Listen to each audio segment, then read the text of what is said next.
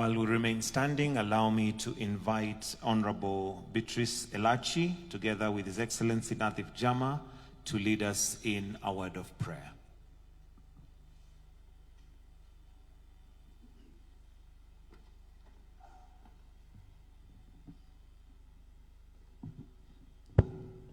Let's pray. Bismillahirrahmanirrahim. Alhamdulillahi Rabbil Alameen. Ar-Rahmanir-Rahim. Malik Yawmiddin. Iyaka na'budu wa iyaka nasta'in. Ihdina as-sirata al-mustaqim. Sirata alladhina an'amta alayhim. Ghayri al-maghdubi alayhim wala ad-dallin. Amen. Thank you. Let us pray. Our Heavenly Father, we come to you this morning. We want to thank you, Father. We bless you for everything for our country, Kenya, Father. How we bring all our leaders unto you, His Excellency the President. And Father, we want to pray for the soul of our leader, Raila Amolo Odinga. At this time, Father, as we evaluate the 10-point agenda, we pray, Father, for clarity. We pray for wisdom. We pray, Father, that as leaders we'll dedicate ourselves to transform our nation as He had wished, Father, that we will stand in peace, that we will indeed remember He stood for Kenya. And this morning we bring the President unto you, Father, as he continues to build the nation. We bless you this morning. We thank you. And it's in Jesus' name we pray in humility. Amen.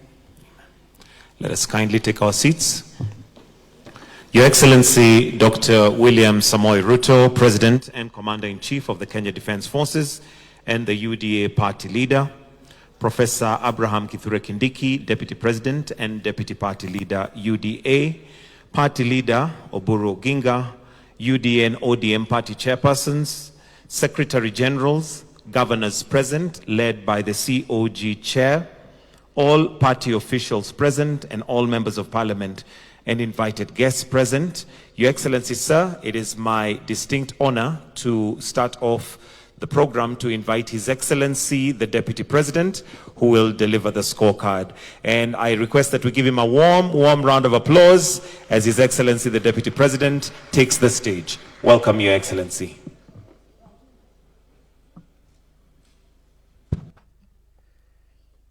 Mheshimiwa Rais wa Jamhuri ya Kenya William Ruto, Mheshimiwa Oburu, kiongozi wa chama cha ODM, colleagues, PG of UDA and ODM, all protocols observed. I recognize the presence of Excellency Governors who have joined us and all the other leaders. Your Excellency, first I want to thank the members of the National Assembly and members of the Senate, because the scorecard which we celebrate today, the achievements of this administration for the last 3 years, could not have been possible without the unwavering, consistent, and faithful support from the two houses of Parliament. Every success we have registered, from healthcare to affordable housing, to all our programs in education and infrastructure, would not have succeeded if the enabling legislation was not passed by the National Assembly and the Senate of Kenya. And because we are the majority, our two parties form the majority of the members of the two houses, history will be very kind on these members, because as we assess the progress made in the transformation of our country, there will be a very, very prominent chapter on the role that the National Assembly and the Senate played to actualize the flagship projects of the broad-based administration. Your Excellency, I've been given 20 minutes to say very many things. I'll try to keep the time, and we have agreed with the leaders of the houses that after the 20th minute, they can ring the bell. Your Excellency, the last 3 years have been phenomenal because when you were sworn in, and iko kitabu, there is a booklet with the scorecard so that you can help, you can be able to follow as we go through. I will not be able to say everything, but I will be able to give the key highlights in the 20 minutes which I have. So, Your Excellency the President, when you were sworn into office on 13th September 2022, the economy of Kenya was in bad shape because of a number of factors, mainly the disruption of the supply chains because of the war in Ukraine and Russia, the COVID-19 pandemic that has shut down our economy for more than a year, and other shocks, including the drought that had ravaged our country. Because of these economic shocks, our economy was in bad shape. Kenya was one of the 6 countries in Africa that had been predicted to default in their sovereign debt, the others being Ethiopia, Chad, Ghana, Gambia, and Zambia. Out of the 6 countries, including Kenya, that had been predicted to default in their sovereign debt obligations, only Kenya survived. All the other 5 countries defaulted. Why? Because immediately you were sworn in office, you made very difficult, painful, and unpopular decisions that helped bring our economy back on track, including negotiating a G2G arrangement for the supply of crude oil, which was not available in 2022 September. People were queuing to buy petrol. And we saw the escalation of costs of petrol, which is a big contributor to inflation. It kept on increasing until it reached a high of 2018 shillings a litre. Over the last 3 years, Your Excellency, through your leadership and with the support of the broad-based administration, we've been able to bring down a number of macroeconomic indicators that were affecting our economic environment. Number 1, prices of essential commodities that had skyrocketed and therefore influencing the cost of living negatively have been stabilized over time, including unga from 250. Today, unga from 138 shillings going forward, you'll get your unga depending on the type of unga that you want to consume. But from 138 shillings, you'll get your unga. Your Excellency, fuel which had gone as high as 217, 218 shillings a litre has been going down continuously. Over time, losing over 40 shillings. Today, we are at 178 a litre.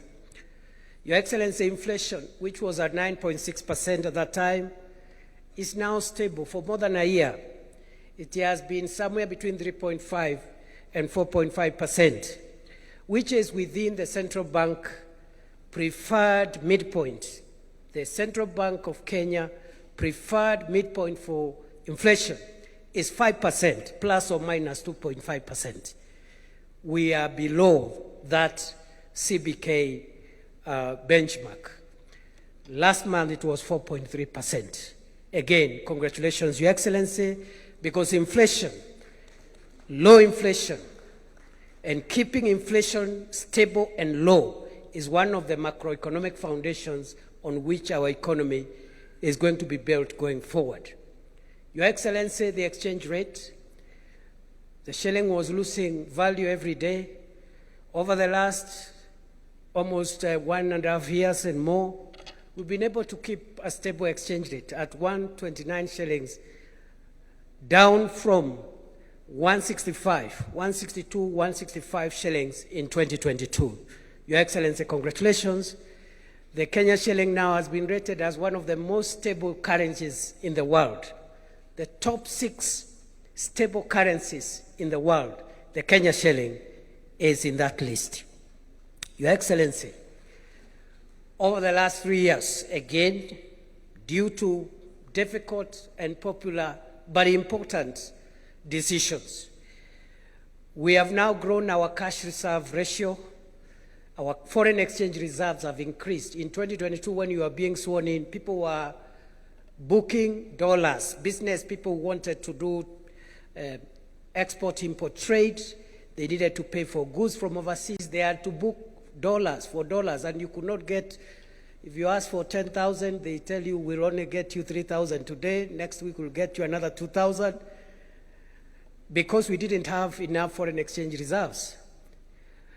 We have moved over the last 3 years, Your Excellency, under your leadership, from a low $5.7 billion US dollars, which is import cover for 2.5 months, to a historic high. I know the booklet says that we are at 12.3, but we have increased.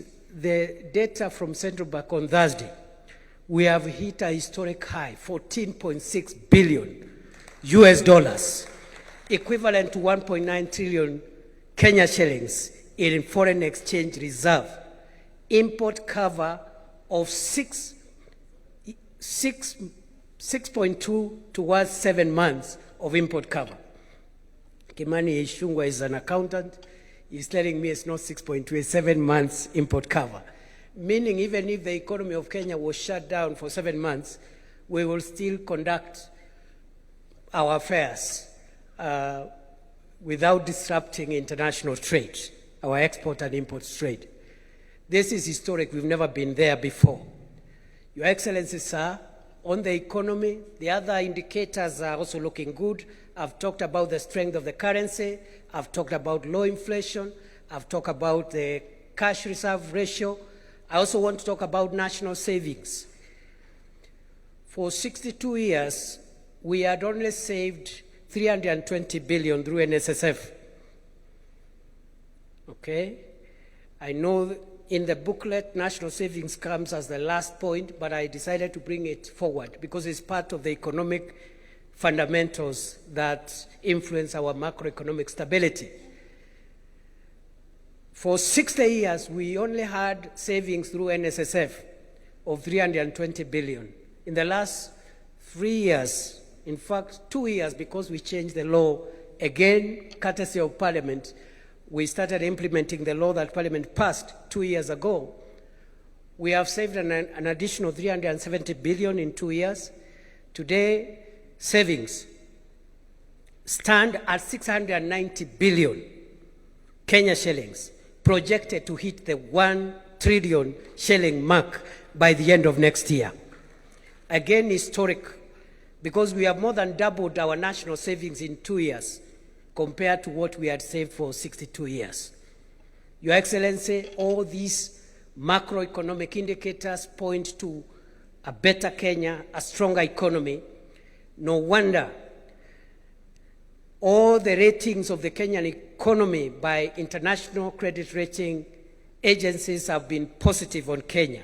From Standard & Poor's to Moody's, Kenya now has been upgraded to somewhere between B3, B-, a stable economy by sovereign credit rating companies which are global and therefore are not politically inclined. And therefore, this macroeconomic heavy lifting has taken us a bit of time, but we're in good place now.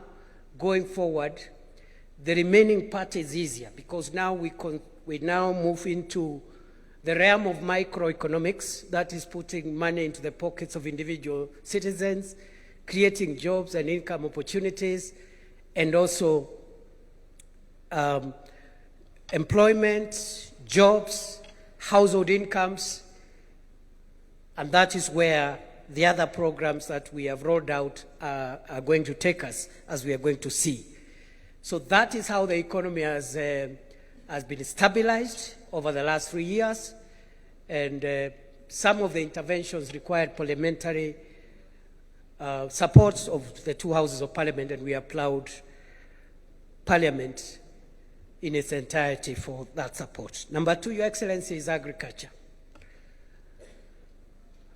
We have undertaken a number of agricultural transformation steps in the last 3 years as the broad-based administration. Number one, we started with the registration of farmers. Before then, we didn't have a database on farmers. And now we have a database of farmers. We know what they farm, the acreage of land, the kind of fertilizer they need, and where they are. And we are now having 7.3 million farmers whom we know what they need in terms of farm inputs. That was a major milestone of the achievement of this administration quite early within the first year. Number two, we've worked on the farm inputs to bring down prices of farm inputs, mainly fertilizer, from a high of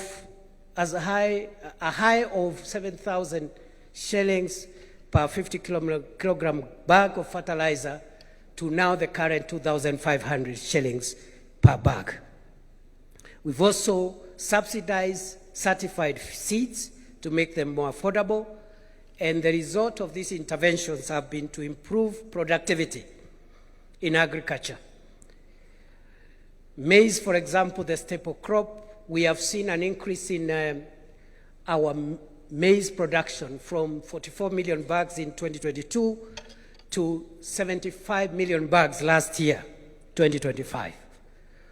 We have also seen the increase in terms of income and returns on coffee from an average of 60 to 70 shillings a kilo.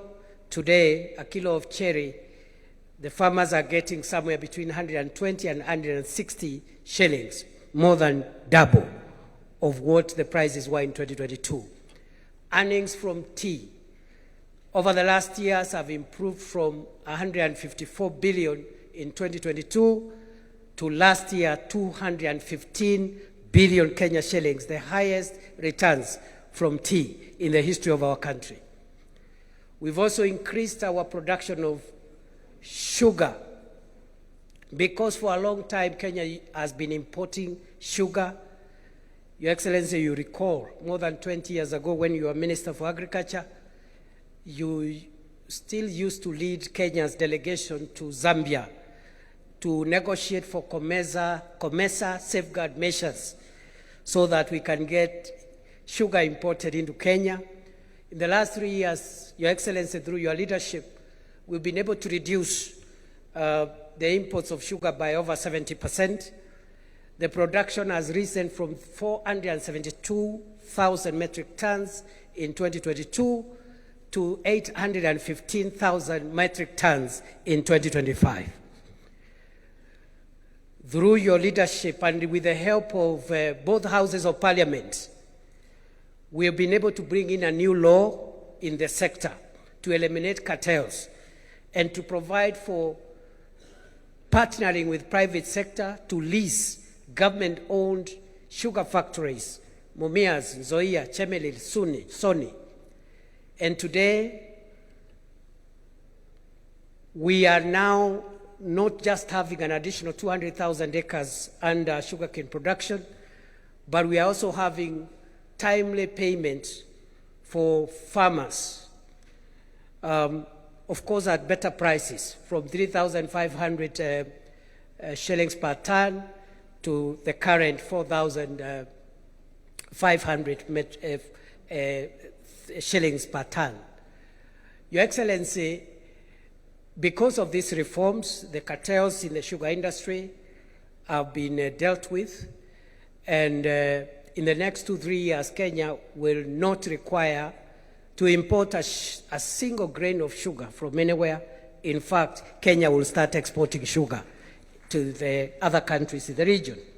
Your Excellency, for the first time, farmers are being paid every 7 days for their delivery of cane, and workers are being paid at the end of the month. And for the first time since sugarcane growing was introduced in Kenya, farmers of sugarcane farmers are earning bonus, as you yourself has presided over the issuance of bonus in Mumias, and I'm sure for the other sugar factories, the bonuses should be coming at the end of the year. So that is what we've done for sugarcane. And in terms of milk production, Your Excellency, we've been able to increase production from 4.6 billion liters in 2022 to 5.3 billion liters last year. Our exports of dairy products have also increased by 92% to last year's 9.4 billion shillings worth of exports of dairy products. Your Excellency, we have also in the livestock sector been able to start installing milk coolers to provide longevity for milk and avoid wasting milk, which has been going bad. But also we have vaccinated 7.9 animals. We have also been able to increase our meat exports, which were 12.9 billion shillings last year. And we are also almost completing the Kenya Leather Industrial Park in Kenanie, which will bring value addition into the livestock sector and make more income and returns for pastoralists and livestock keepers. Your Excellency, sir, I can also highlight a few things we've done in the blue economy because of the counties in the coast and counties around Lake Victoria that depend on blue economy. We are building fish landing sites from Waepe near Lungalunga all the way to Mokowe in Lamu, Kipini, Kichwa Chakati in between, and we are also giving grants to beach management units. We've already disbursed 3.2 billion shillings to beach management units to support fishermen. We are buying boats. The small boats are already in place. What is being procured now are the high sea or deep sea fishing boats, and we are collaborating with county government to fasten that procurement so that we can have boats that can go into the deep sea and bring better fish and more valuable fish. We are also, we've completed the Shimoni fish port, 2.6 billion shillings. We've completed a big mariculture center in Shimoni at 1.4 billion.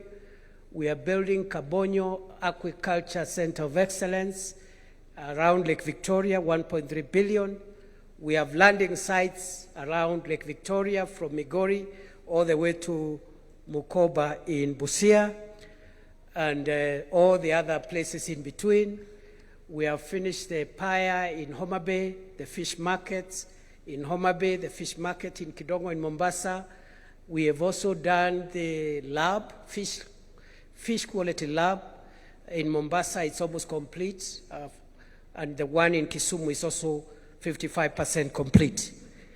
We are also providing pond liners and cages for fish cage farming, and also providing predator nets to encourage inland fish farming. So, Your Excellency, I know that booklet has omitted that blue economy thing, so we'll improve and maybe, because that's an area also we've done very well. Number 3, Your Excellency, universal health. Universal health, Your Excellency, when you came to office, the first thing that this government did was to promote primary health care by employing community health promoters, 107,831 of them, who continue to be our foot soldiers to encourage people to live well, to try and detect complicated diseases before they become chronic, like diabetes, sugar-related diseases, pressure-related diseases, in partnership with county governments. I must also thank Your Excellency the same way I thank the members of the National Assembly and senators. I must thank the governors of the Republic of Kenya because they have supported every program where we have partnered between the county governments and the national government. There has been zero resistance, there has been zero politics, because we are used to the past politics of fighting devolution, and any input from the national government to the county governments has been embraced by the county governors and the county governments wholesomely. I commend the county governors of Kenya for their patriotism.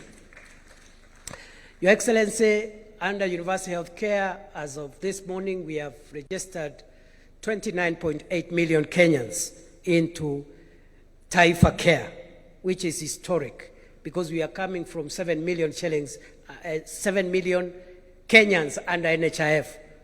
You can imagine from 7 million to 29.8. I think in the next 2 weeks we will reach the 30 million mark. I can see the governor of Mombasa. Mombasa continues to lead.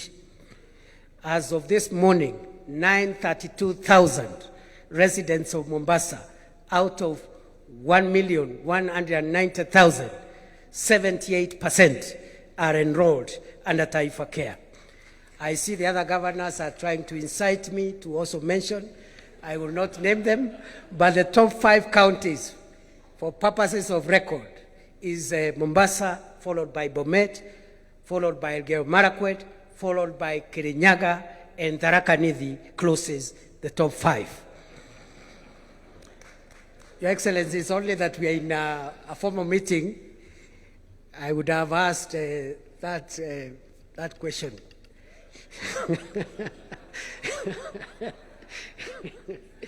Your Excellency, sir, what we need to fine-tune to improve our universal health care going forward are 3 things. 1, we need to improve on the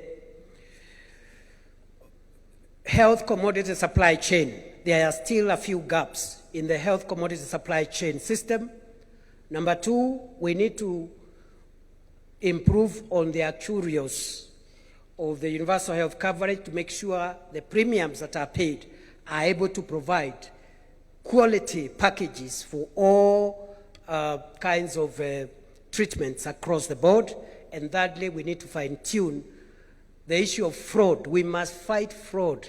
The biggest threat to any public medical insurance around the world, in all countries, the biggest threat is fraudulent claims.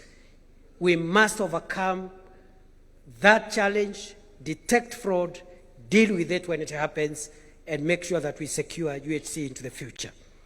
Your Excellency, in terms of equipment, we are under the National Equipment Support Program, which all counties again have signed to.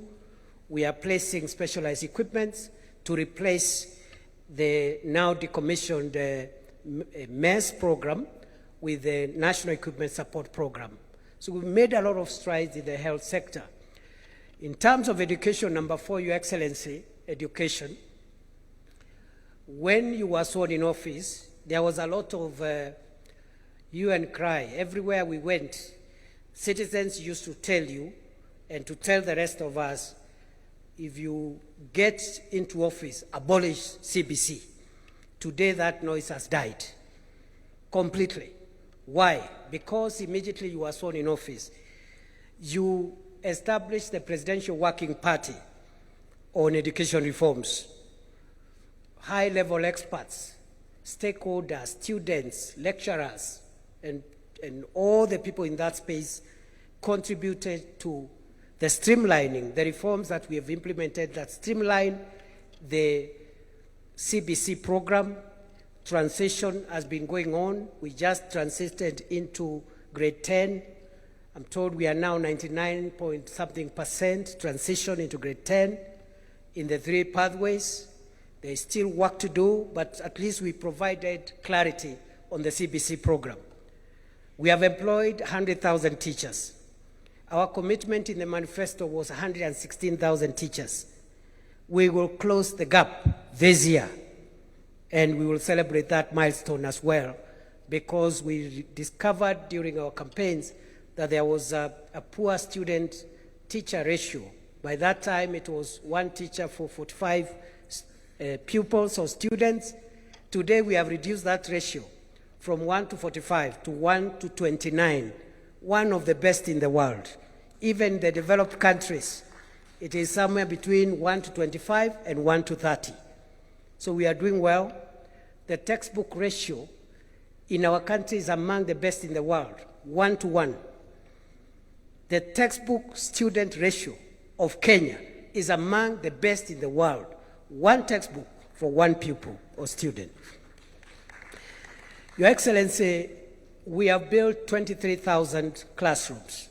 7,000 of those classrooms have been built by members of parliament from the National Assembly through CDF.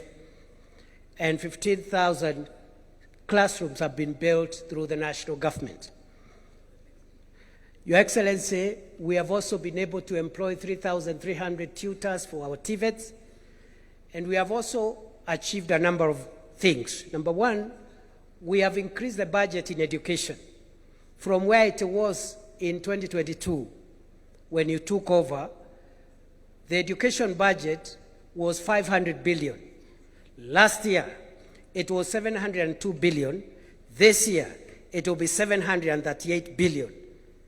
Going forward, we also have increased capitation for universities.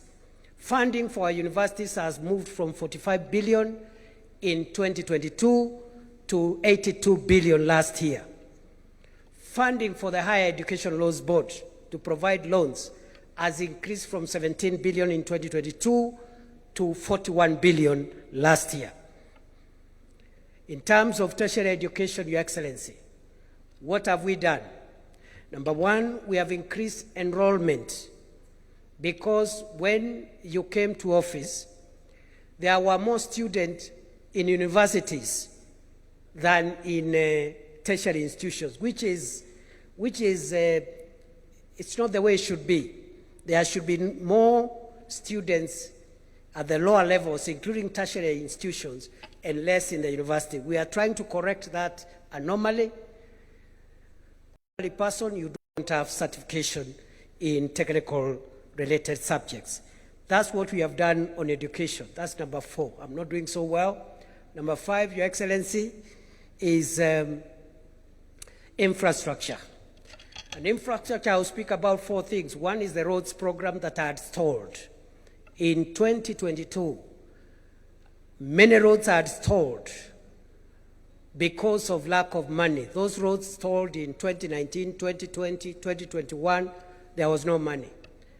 When you were sworn in office, President William Ruto, we had pending bills in the road sector of about 190 billion. Those bills were verified and they came to 177 billion. They have all been paid. The 177 billion of pending bills has been cleared by the broad-based administration. And thanks to Parliament, because they helped us pass some of the regulations that has helped us have innovative financing models and securitizing part of the fuel levy to be able to clear those bills. In the last 3 years, we have completed 2,143 kilometers of road. With the clearance of pending bills, 6,000 kilometers of new roads or stalled roads, which are stalled, 6,000 kilometers are now being built across the country. And Your Excellency, as I travel around this country, I really get impressed. Some of the areas where citizens had given up hope on tarmac roads, I have seen those roads with my own eyes. Niseme nisiseme. From Mandera to Ramu, to Kitoka Lamu, Gare, from Gare, Elwak, Kobo, Kotulo, Tarbaj, Wajia, Samata, Modogashe, Garbatura, Kulamawe, Isiolo. 750 kilometers of a road under this administration for the first time in northern Kenya. 750 kilometers. The largest, the longest single road project ever to be initiated in the Republic of Kenya. Karibu niulize Rais Ruto ni fire si fire. But since this is a formal meeting, sitauliza. There is another road which had been approved to be gravelled, but President Ruto changed the instructions and said it should be tarmacked from Lamu Port to Ijara to Garissa all the way to Isiolo, 421 kilometers. It's being tarmacked as we speak. Over 50% of that road is now has been done. I have seen roads which have been forgotten, like Taveta, Chala, Njukini, Olerai, Rombo, Ilasit. It's now okay. It's almost work in progress. I've seen the dwelling of Changamwe, Mariakani. I've seen the dwelling of Mtwapa to Kilifi, going into Malindi. It's ongoing. And the flagship one, Rironi, Mau Summit, which is being worked on as we speak. So there's a lot of progress. That is the roads. Electricity, we have increased the connectivity of electricity from 8.8 million households in 2022 to 10.3 million households in 2025. And we are on course towards universal electrification by 2030, as was envisaged in Vision 2030. Our connectivity in electricity now is 66% nationally, one of the highest in Africa. Some of the African countries are still at 11%, 18%. Your Excellency, in terms of affordable housing, markets, and hostels, this is part of public infrastructure. And we've done well in that front. 230 active sites in 44 counties. Contracts now approaching, with the new contracts that are being signed now, we are approaching 800 billion of contracts under affordable housing, markets, and hostels. Already, service units ongoing, 7,500 for the police, 15,000 for KDF, and the list is long. That is what we've been able to achieve under affordable housing, markets, hostels, and institutional building space. So in infrastructure, I will also put in ICT achievements. What have we done in the last 3 years? 30,000 kilometers of fiber optic connectivity, 316 ICT hubs complete and are being used. Another 400 under construction, ICT hubs. We have business process outsourcing centers which are operational. One is in Tatu City and a few others. We also have, in that space of ICT, we have distributed 20,000 devices, computers, in many of our ICT hubs. That is what we've done in infrastructure. Number 6, jobs. Very quickly, this affordable housing, hostels, and markets program has created 500,000 jobs. The target is to reach 1 million jobs by the end of the year. The ICT hubs and the Kazi Mtandaoni program, 300,000 jobs. Other than the 500,000 jobs in the housing and hostel space, we have Climate Works, which has created opportunities for 142,000 young people, starting with the Nairobi River project, but also in other projects. Your Excellency, we have Kazi Kwa Ground, and the Kazi Kwa Ground is the 100,000 teachers you have employed.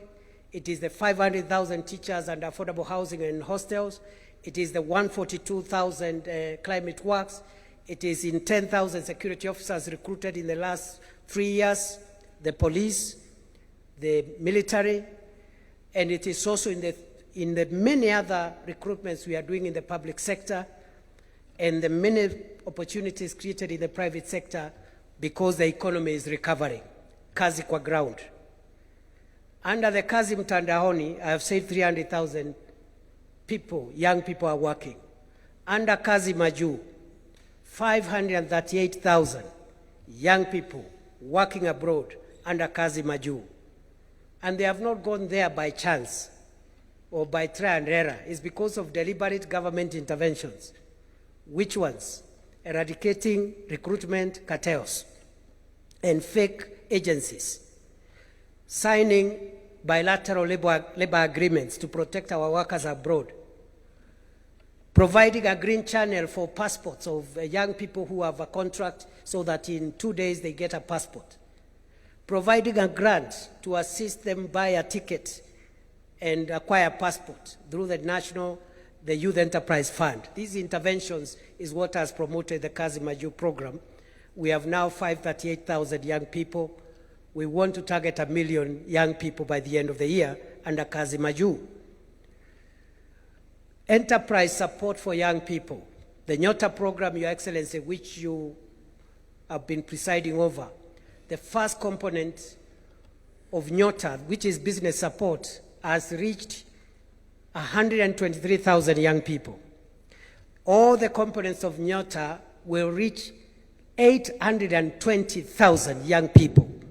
And you have directed us to look for ways of expanding that number into 1 million, even 2 million. And we are working on it, both under the Nyota program and also the KJET program, which is a 20 billion program which will equip small enterprises with the equipment they require to increase their productivity. And we are working on that, Your Excellency, to ensure that between KJET and Nyota, we have somewhere between 1.5 and 2 million young people reached under business support, equipment support, and on-the-job experience, and AGPO opportunities, and RPL, which are the components that we are working on. That's what we've done in the job space. Very quickly, sports. Since 1987, we've never built a stadium. The 2 stadia which were there, the main one, Kasarani and Nyayo, were dilapidated. President Ruto and his broad-based administration has been able to renovate Kasarani to FIFA standards, and also Nyayo. But we have also built the most iconic sports stadium in this part of the world, the Talanta Sports City, which is going to be like our main flagship sports city for our country, and as we look forward to hosting AFCON next year. Your Excellency, you're building another 24 stadiums in other parts of the country, from Nanyuki to Voi to Wajir to Homa Bay is complete, Kitui is complete, Kinoru in Meru is complete, and many others. Your Excellency, allow me to talk about security reforms as I wind up. We've been able to introduce the police equipment modernization program, which has helped us to crush terrorism and banditry. We've now suppressed the terror that was being visited on many people because of terrorists, extremist groups, and bandits to a big extent because of the police equipment modernization program, a 20 billion 5-year program that has already, I think, spent over 13 billion shillings under your leadership. You are implementing, or we are implementing, the police reforms in terms of welfare. Just last week, an announcement was made for increment of their salaries. The lowest prison warder and police officer will get an increase of 48% of their basic salary. This has not been done in a long time. We are building houses for them. We are providing medical and life cover for them if they get hurt in the line of duty. Your Excellency, for the KDF, the modernization program is also running smoothly, and we want to thank you for those reforms. In terms of our road traffic safety, just this week we went live on instant fines. That should be able to reduce the road accidents and make drivers accountable. And we are going to see a drastic reduction of road accidents because of the cameras and the instant fines that we have introduced. So that's what we've done. Allow me to end, Your Excellency. I know I've exceeded my time. I don't know why the leaders have not rung the bell. Let me finish by projecting the future. As you have led us, Your Excellency, you have told us Kenya is punching below its weight. For far too long, we are struggling, yet our potential is big. Through your leadership, Your Excellency, we've been able to crack the difficult issue of how we finance our modernization and transformation. And you have told us it is possible for us in one generation, as has been done in Singapore, Malaysia, South Korea. We are able to transform Kenya from the third world economy status to the first world. Other countries have done it, we can do it. China, for example, pulled 800 million people from poverty in 40 years. I don't know what we did with that money.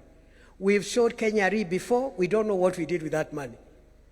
The money now we are offloading from some of our assets goes into this fund to define our future.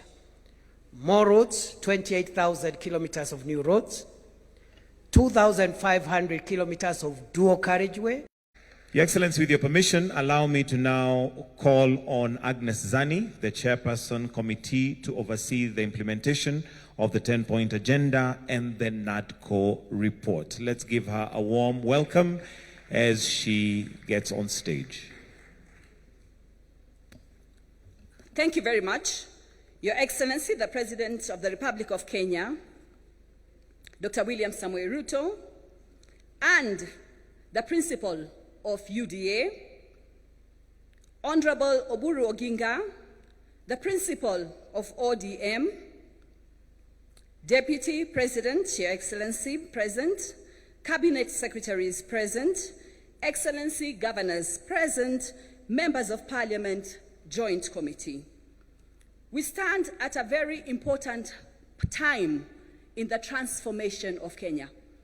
We've just had a very detailed report that has been given by the Deputy President. We are coming in as the committee that was tasked to look at specific aspects of that development, just an aspect of it, which is the 10-point agenda. Because of time, I will not go into what the 10-point agenda is, because very shortly we'll go into its implementation. I just want to state here that when we talk about the implementation of the 10-point agenda, it is ongoing, has been ongoing for a very long time, and will keep ongoing because it sets the path for a developmentalist agenda, for a transformative agenda that changes this country forever. We are the players for that particular process at this time. We need to be able to ensure that we can change our economic, our social, our political development, and make changes that are very, very critical. We are one of the countries with the largest percentage of the youth badge who need the space to be able to develop. Therefore, this 10-point agenda should not just be seen as a 10-point agenda. Indeed, it sets a policy framework for how we can progress this country by looking at the various aspects. We're looking at aspects of job creation, for example, and youth employment, financial extension, infrastructural development.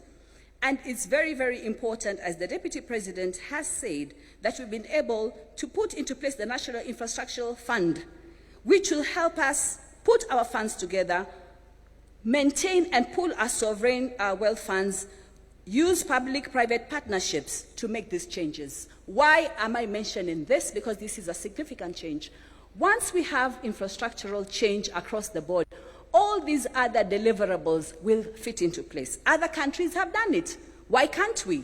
Nigeria has this sort of fund, started in 2011, Ghana 2014, we have India 2015, and Canada also has this particular fund. So it is possible for us to make this progress. What have we come in to do as the committee to oversee the implementation of the 10-point agenda and the NADCO report?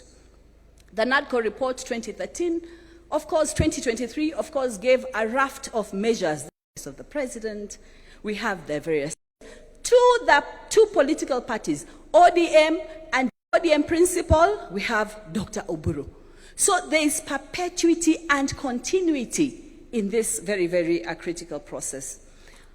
Through this, we've been able to engage with various stakeholders. We've had consultations with various stakeholders. We went through public forums throughout the various parts of the country to bring in this information, and we're about to deliver exactly that.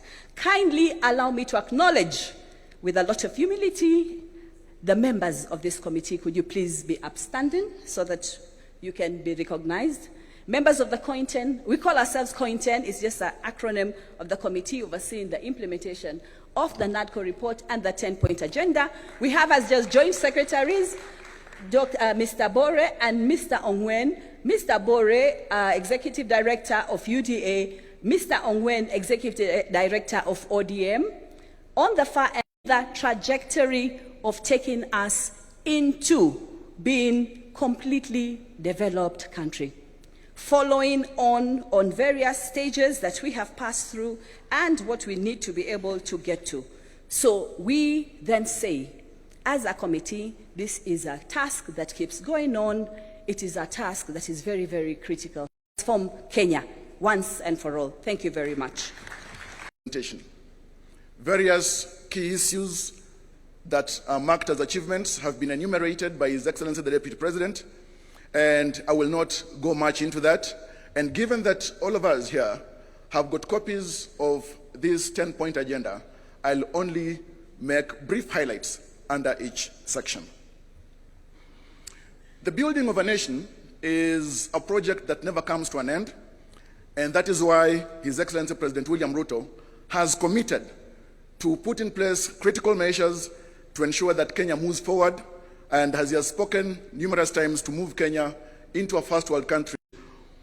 And also following the challenges that bedeviled this country, we had UDA and ODM come together, stopping wastage of public resources, protecting and promoting sovereignty of the people and the rule of law and constitutionality. The Parliament received 9 bills from NADCO, and various of these bills have been considered and at various stages of implementation and consideration by Parliament. The National Assembly and the Senate get to work harmoniously for the greater good of the President. The launch of the National Policy on Ethnic Minorities and Marginalized Communities was done in 2025, December, by His Excellency the President. 500 million shillings scholarship program has been railroaded by the same policy.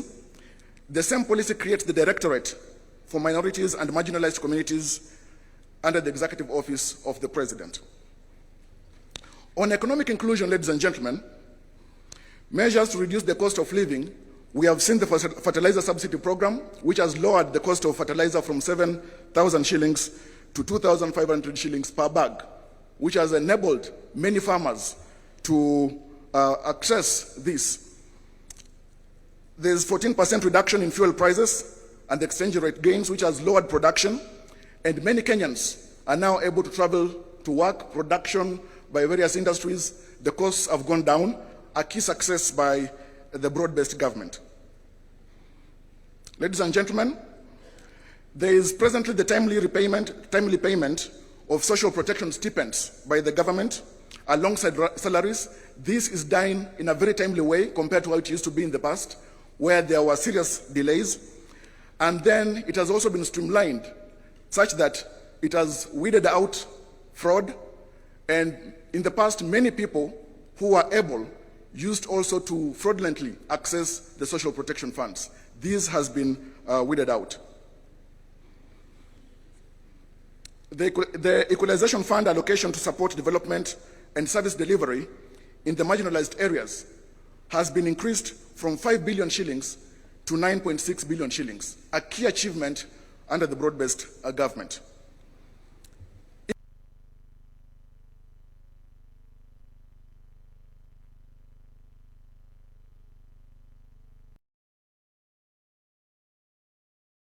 Million, as the Deputy President has indicated, to 29.8 million beneficiaries to date.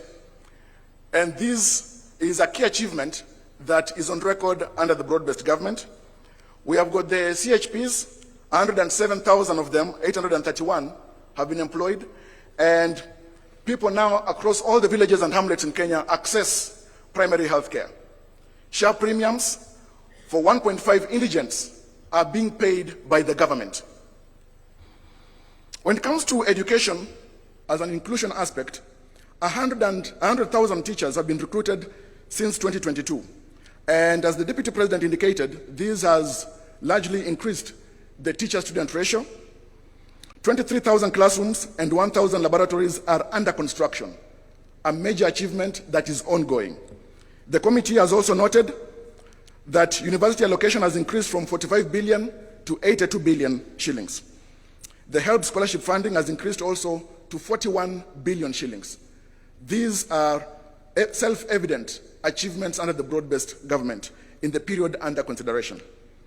Rural and infrastructure inclusion, 260,000 affordable housing units are under construction, creating thousands and thousands of jobs for young people, the youth, and various professionals, architects, lawyers, engineers. And this is a celebrated score of achievement under the broad-based government.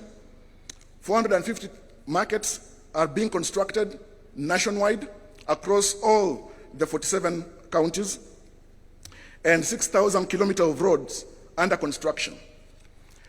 Protection and strengthening devolution. Key implementation here and achievements, Your Excellency, we have had the equitable share revenue to counties increased from 385 billion shillings to 415 billion in the financial year 2025-2026, and in this financial year it's projected that this is going to increase to 450 billion shillings. Access of funds to county governments and this increase in shareable revenue is a major gain for devolution, and the broad-based government is evidently keen to protect and advance devolution in Kenya. Counties now receive timely monthly disbursements with no pending carryovers as of June 30th, 2025. Your Excellency, under Agenda 4, promoting and protecting livelihoods for young people, we have got many key achievements. So far, for instance, Your Excellency, the committee has recorded that over 90,000 young people from all 1,450 wards are undergoing training in the country. Over 121,000 youth, together with 110,000 youth from Kakuma and Dadaab, these are refugee camps, have received business training, mentorship, and startup grants of 25,000 shillings, being an initial of the wholesome 50,000 shillings that they will ultimately receive. Your Excellency, the Nyota program is a major success, which has created opportunities for over 820,000 young entrepreneurs aged between 18 and 29 years. Your Excellency, across all 1,450 wards, there is the 50-50 gender parity, and the Nyota program has really impacted lives of thousands of young people in the country. Additional employment initiatives have created and increased opportunities for young people in the country.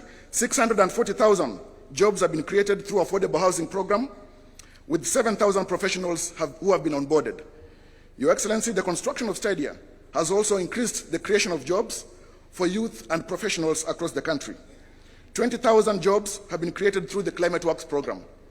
Under leadership and integrity, Your Excellency, as agenda number 5, the broad-based government has ensured the enactment of the Conflict of Interest Act, which you assented into law on the 30th of June or July 2025, which has now been operationalized.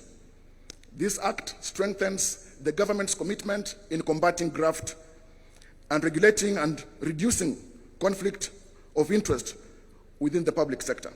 Agenda number 6, Your Excellency, the right to peaceful assembly as enshrined in Article 37 of the Constitution, and compensation of victims of protests and riots. The government has set aside 2 billion shillings for compensation of victims of protests in the first supplementary budget of the financial year 2025-2026.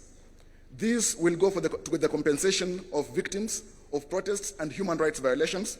Your Excellency, 4 days ago, a panel of experts for compensation of victims was gazetted by the head of public service under a framework that will be developed by the Kenya National Commission on Human Rights, and already these railroads the compensation of victims, which has been a key issue raised by even citizens whenever we've been moving around the counties in the public participation process.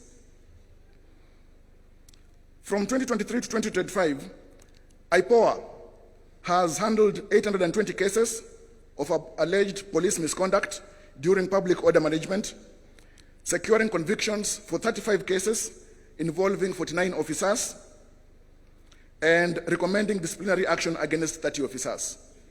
This has been done by IPOA. The demonstration bill, which sought to restrict the right to assembly of protesters, was withdrawn. This was initially intended to curtail the rights. The Ministry of Interior and National Administration has issued policy directives limiting excessive use of force and strengthening training and retooling of police officers for lawful crowd management. Agenda number 7, Your Excellency, national debt. The broad-based government, ladies and gentlemen, has commissioned a comprehensive forensic audit of the public debt by the Office of the Auditor General to strengthen transparency, verify utilization of borrowed funds, and this has been an issue within the public, the issue of auditing our public debt. The broad-based government as well has reduced reliance on external borrowing by exploring innovative financing mechanisms. And just yesterday, Your Excellency, you signed into law the National Infrastructure Fund Act. Through liability management, the broad-based government has reorganized national debt portfolio to reduce financing risks and minimize the risk of default.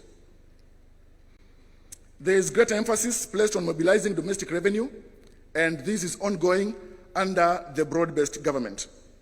Ladies and gentlemen, Your Excellency, I'll move to the agenda number 8 on the fight against corruption. As I've indicated, the Conflict of Interest Act is now operational, and this is a great effort toward combating graft, which is politically carcinogenic in the country. There is the adoption of the e-government procurement system, which has digitized the entire procurement framework, and from planning, this enhances transparency, accountability, and ensures digital footprints in the procurement process, Your Excellency. Over 23,000 government services have been digitized on e-citizen.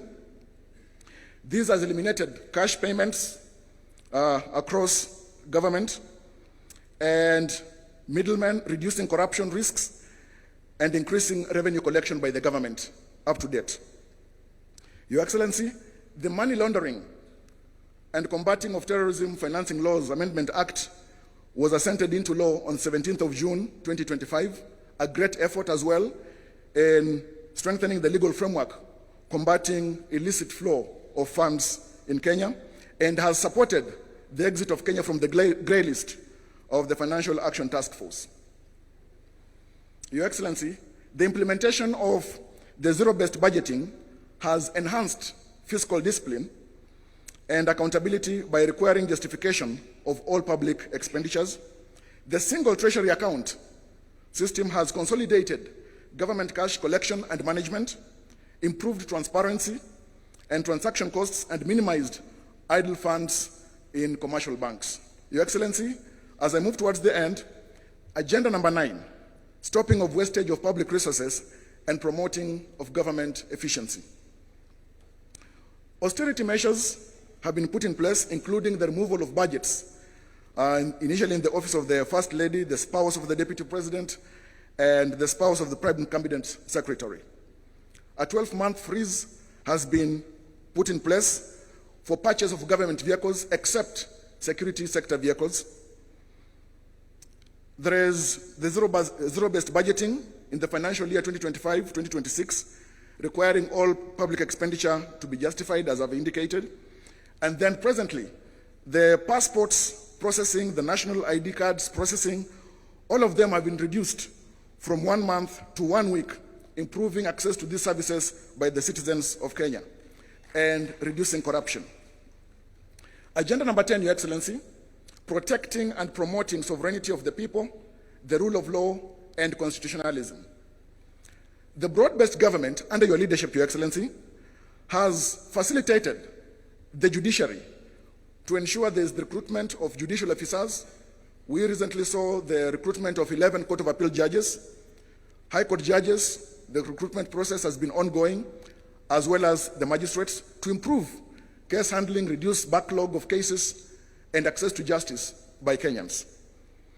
Judicial mobility has been strengthened through the support of the executive to procure vehicles for judicial officers. There is the support to ensure the national e-filing system, which has been implemented, enabling paperless court processes, remote case filing, and virtual hearings. And as we are in the second quarter of the 21st century, utility and dependence on technology is unavoidable. The judiciary as well has achieved near compliance with the 2/3 gender rule, with the 332 women judges and magistrates representing 47% of the bench. To ensure the adherence to the rule of law, the government has adherence to court orders and all decisions of the courts under the broad-based government and under the leadership of His Excellency President William Ruto. Ladies and gentlemen, the committee has made a few key recommendations which I will speak to briefly. There is need to ensure that the bills that are still pending at various stages in Parliament are fast-tracked. The committee recommends the formation of a broad-based mediation committee between the Senate and the National Assembly to fast-track consideration of those outstanding bills. This committee also urges Parliament to expedite and conclude outstanding NADCO bills within 90 days. To enhance realization of the constitutional rights under Article 37, the Kenya National Commission on Human Rights should spearhead legislation to safeguard protesters while protecting livelihoods and property. To fast-track the Natural Resources Amendment Bill 2022, to provide legal framework for equitable distribution of revenues from natural resources among national government, county governments, and local communities, this bill should also be fast-tracked for implementation. County governments are here urged to implement the National Policy on Ethnic Minorities and Marginalized Communities 2025 to promote inclusivity in governance and public participation. The Attorney General should propose amendments to Section 108 and Section 109 of the County Governments Act 2012 to make county integrated development plans, the CIDPs, long-term plans to be 10-year plans, and sectoral plans to be mid-term plans of 5 years to ensure completion of legacy projects across electoral cycles. This recommendation is to try and make white elephants across county governments to be a thing of the past. To enhance efficiency and credibility in elections, the IEBC should be well-resourced and supported to develop infrastructure and capacity to hold transparent, credible, and verifiable elections as the Constitution provides. We recommend as a committee the establishment of a multi-agency team comprising the National Treasury, the Kenya National Commission on Human Rights, the Law Society of Kenya, under the leadership of the Office of the Attorney General for the victims' compensation. Well, of course, as I've indicated already, steps in that direction has been taken by the gazettement that was done 4 days ago by the Head of Public Service. To promote access to justice, the Independent Policing and Oversight Authority should conclude investigations into complaints within 6 months and publish its findings. To ensure timely accountability, prosecution and determination of ethics and corruption cases by mandated institutions must be completed within 6 months. Lastly, Your Excellency, the Kenya National Police Service should be well-resourced and supported to strengthen continuous training and retooling of the police for effective crowd management in accordance with the rule of law. Your Excellency, we thank you so much for the time and the responsibility that you have given this committee, and we thank the broad-based government for the support that it has given and continues to give this committee to the completion of its duty. I thank you so much. Thank you. A hearty clap for Javas Bigambo. Your Excellency, it is now my pleasure to invite back His Excellency, the Deputy President, to progress with the program. Karibu, Bwana DP.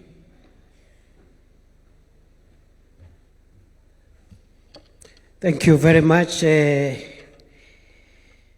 Coin 10.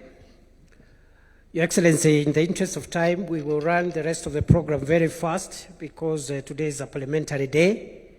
And this being a PG, I'm sure the two houses will want to proceed early. Your Excellency, the party leader of UDA, Your Excellency, the party leader of ODM, I will request Professor Nyang' Nyong'o, my academic senior, to come and say two things here in 2 minutes based on the presentation of the 10-point agenda, maybe on devolution and compensation of victims. 2 minutes for Professor Peter Anyang' Nyong'o. A round of applause.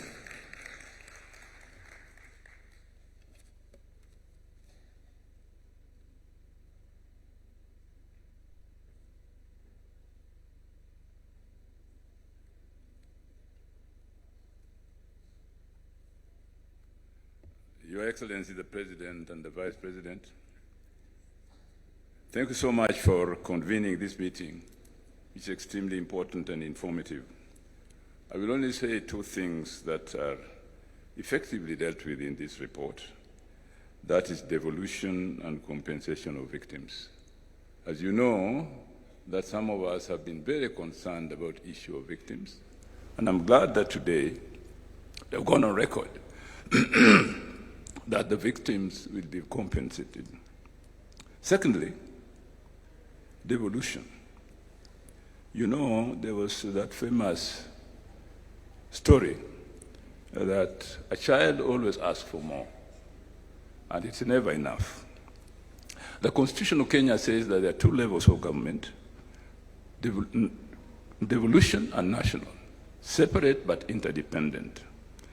Kenya cannot really develop fully if devolved government is not fully funded for the development functions that it performs. I am grateful that it is said that the equitable share of revenue to counties has increased to 385 billion shillings in financial year 2024-2025 to 415 billion shillings in financial year 2025-2026. This is good.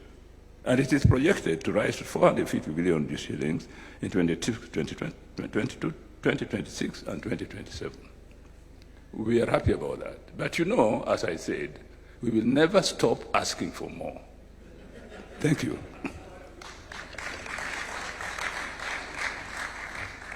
Thank you, Prof. Thank you very much. Your Excellency, the next item, before I call ODM party leader and then invite you, I want to announce after those keynote addresses, we shall have a short plenary of about 15 minutes so that a few of us also can say a few things.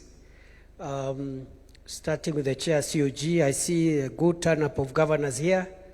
We appreciate you, and then we'll have a few other members. I have the permission of the House leaders of the two houses of parliament to run the plenary as a retired leader of majority. Because of time, they have asked me to manage so that as many of us as possible can say something. Your Excellency, sir, it's now my honor and privilege to invite our leader, the leader of ODM, the Honorable Senator Oburu Oginga, Daktari, youth leader. Na kwa sababu anatafuta power, na mimi ni fireman, leo ni fire power. Karibu leader, karibu. Let's appreciate our leader, Senator Oburu.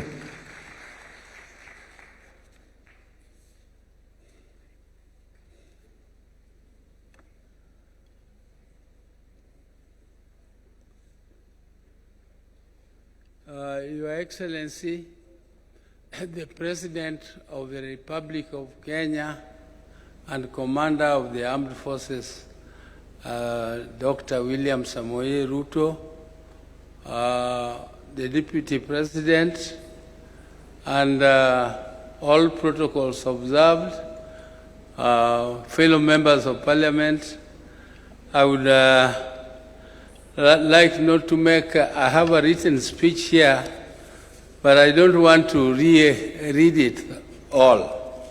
I want to have it here as part of the today's meeting, and I will give it to the press also to have it. But I'm used to speaking off the cuff. It is better for me than reading long speeches. Your Excellency, the report of the 10-point agenda committee headed by my sister, Honorable Professor Zani, is finally presented to us as a joint parliamentary session. Mr. President, this is not a small feat. Mr. President, the country has been waiting for this. The country has been waiting for this because we are in this broad-based government, but there are people who thought that this report is the one which formed the foundation for establishing broad-based government. Mr. President, I want to inform the country that broad-based government started long before the 10-point agenda came. Mr. President, therefore, it cannot depend, the broad-based arrangement cannot depend on the 10-point agenda. 10-point agenda was meant to strengthen the broad-based arrangement. And Mr. President, the 7th of March, which was slated as the date for making the report, was not the end of the broad-based arrangement. The broad-based arrangement goes up to 2027. 7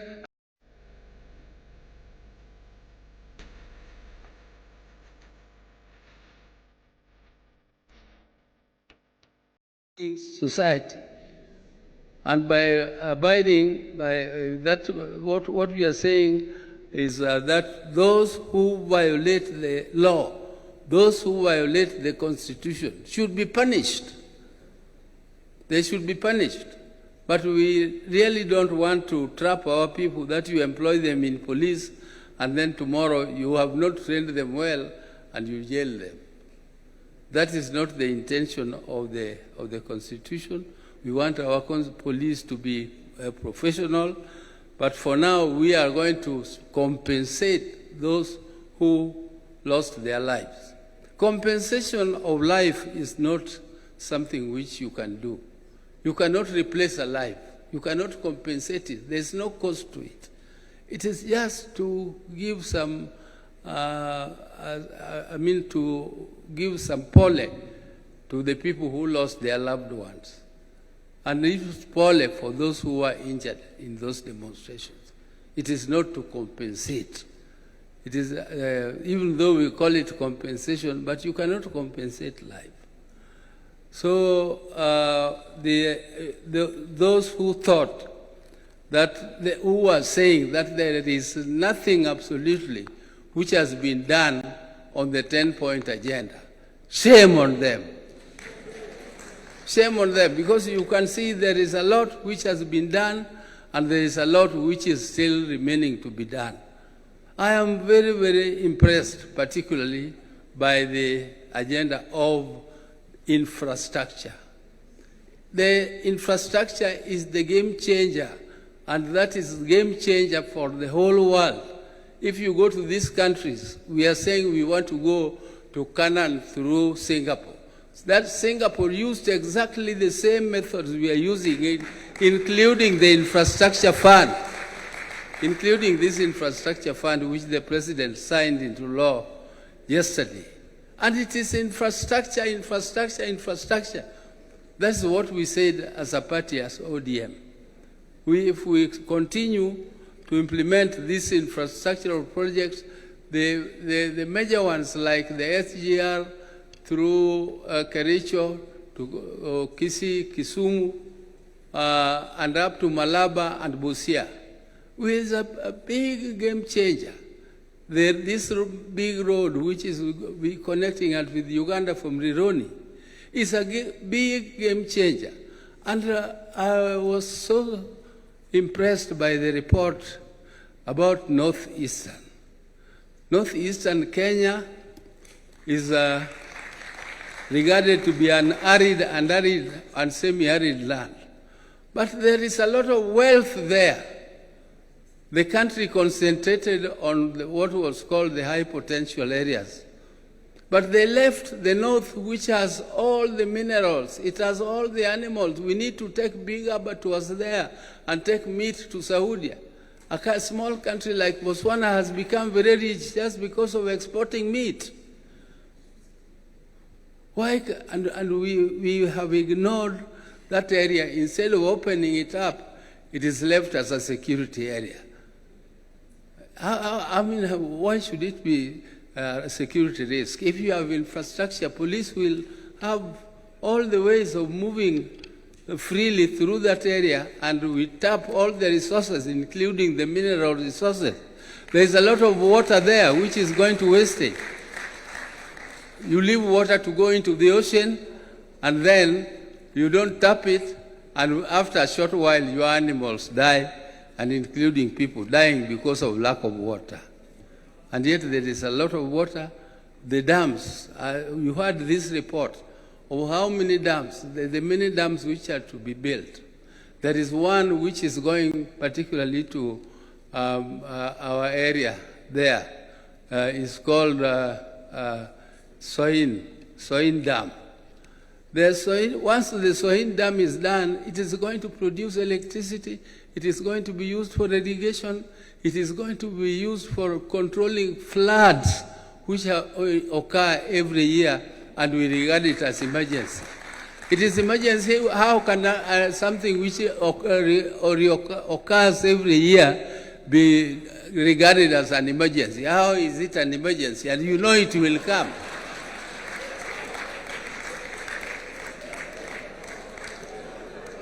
So you have... Thank you. Yeah, I don't want to... Your Excellency, I said I'm not very good at reading speeches, and therefore I will leave this my speech. I don't know, I will give it to the President, but I have spoken my heart. I've finished what I wanted to say. Thank you very much.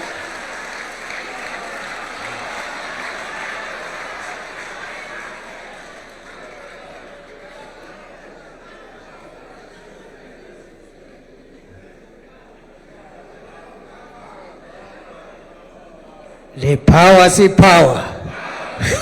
The power, see power.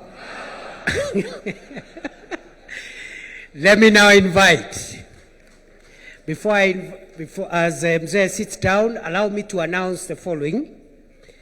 After the President gives us his keynote address, a few of us will say a few things very quickly by way of plenary, and I'm going to manage that so that we finish early. And then after that, there will be a closing reading of resolution by the two Secretary Generals of ODM and UDA, respectively. On that note, it is now my pleasure to invite His Excellency President William Ruto party leader of UDA, and leader of the broad-based administration. Ni power si power.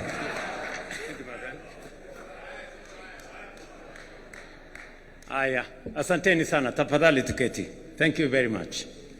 Mr. Deputy President, our leader, the party leader of ODM, Oburu Oginga, governors present, senators present, members of parliament, both from Kenya and from Yala. I have a written statement, just like Daktari Oburu. Allow me to read half of it, and then I will speak the rest. It is good to be back here at the Kenyatta International Conference Center, the birthplace of the Memorandum of Understanding between Kenya Kwanza UDA and ODM. Exactly 1 year and 3 days ago, my brother, the late Right Honorable Raila Odinga, and I agreed to work together in the national interest for the benefit of our country. Although our brother Raila is no longer with us physically, his wisdom, foresight, and enduring commitment to the nation continues to remain steadfast in upholding the principles Raila Odinga stood for. Together, we honor Raila's legacy through our continued commitment to the ideals he championed for the unity and advancement of our country. Our coming together 1 year ago was guided by one overriding objective: to stabilize our country and to address long-standing socio-economic and political challenges. For too long, our politics had been consumed and trapped by division, tribal competition, and regional rivalry instead of focusing on the real issues affecting the lives of all Kenyans equally. Together, we resolved to change that. Today's joint parliamentary group meeting between the two parties is therefore significant, not only because it reflects the spirit of that agreement, but also because of the responsibility we carry as leaders to deliver on commitments made to the people of Kenya. We had planned to mark the first anniversary of the signing of the MOU on the 7th of March by assessing the progress made in implementing the agreed agenda. However, as you all know, in the days leading up to that date, our nation suffered a tragic loss. We lost a distinguished member of parliament, the late Honorable Johanna Ngeno of Emuru Adigir, who was a committed member of this parliamentary group and a dedicated servant of the people. Were it not for the fatal helicopter crash, the Honorable Ngeno would have been seated here with us today. May his soul rest in peace. Ladies and gentlemen, the MOU between UDA and ODM was built around a 10-point agenda, drawing largely from the recommendations of the National Dialogue Committee, or commonly known as NATCO. These agenda items address critical national issues, including electoral reforms, the cost of living, governance, and economic stability. Following the signing of the MOU, we immediately began implementing the agreed programs. I am pleased with the report that has been presented here today by the Oversight Committee, highlighting the progress made across the 10 agenda items during the past year. The progress we have made is evident across several areas. Our country today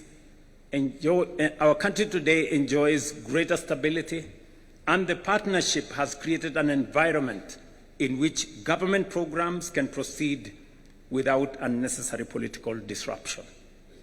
Opportunities for our young people are expanding, with government programs now reaching hundreds of thousands of young people across the nation through initiatives in housing, health, agriculture, education, the digital and creative economy, as well as the labor mobility programs.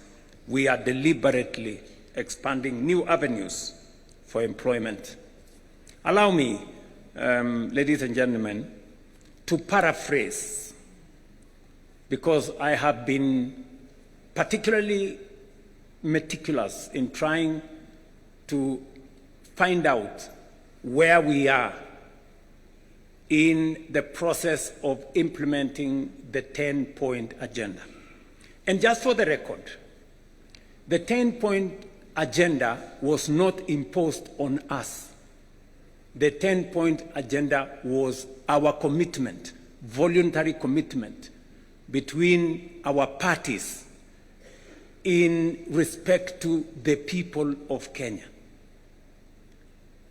There are some people who want to appoint themselves supervisors, as if we met the commitment to them.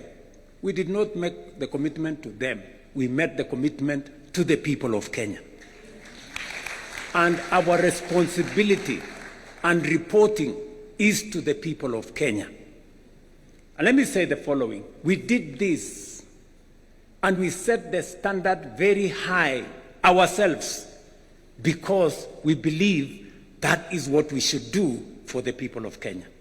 Not because anybody forced us, not because anybody imposed it on us, but it is because it is our commitment that Kenyans deserve a higher standard of commissioners to the IEBC. You remember very well that that was a very big debate. Today, we have gone through the process. The court processes have been dispensed with, and today we have a functioning Independent Electoral and Boundaries Commission. It has already conducted several by-elections, and as a show of confidence in this broad-based administration, all the parliamentary elections that have been held have been won by broad-based. I said all of them. Yes. Just for good record, and we are not Atusemi. That's what it is. Yeah, those are the facts. In fact, the last by-elections that were held, of the 4 seats that were in contest, broad-based won all of them. Again, for good record. But that is not what I'm trying to say here. I'm trying to say that we are faithful to our commitment on matters to do with legislation that is there in Parliament. We know there has been back and forth between the two houses. We will be recommending in this PG that we have a broad-based negotiating team. One that is going to sit with both houses of Parliament, comprising membership from both houses of Parliament. Because if broad-based decides, Parliament will decide. Is that true? Yes. Because we have the numbers to drive it through both houses of Parliament. So I want us to raise the standard a bit so that we establish a broad-based negotiating committee or mediation committee to assist us on all the items that have been presented for legislation in Parliament by NADCO. One has already been dispensed with. The matter of NGCDF. The courts have given direction, and therefore the legislation that had been presented to Parliament is now what the lawyers called factors of issue. I mean, it's been dispensed with. So we now need to pick on what the directions court has given to do the rest of the funds. Let me speak specifically to some 6 or 7 critical issues that I have distilled from the report that was presented to us, especially on those 6 or 7 issues. Number one is inclusivity, and especially the matter of cost of living. The people of Kenya have spoken with clarity on how they want our country to be much more inclusive, and for us to be able to have a society that leaves nobody behind. We have done 5 issues on this subject of inclusivity and cost of living. Number one, we now have a policy on the marginalized in Kenya. We have provided bursaries for their children. We have provided many other interventions that will assist minorities, people who are perceived to be marginalized, for them to be brought into the bracket and so that they are not left behind. We have deliberately dealt on matters that finally dictate cost of living.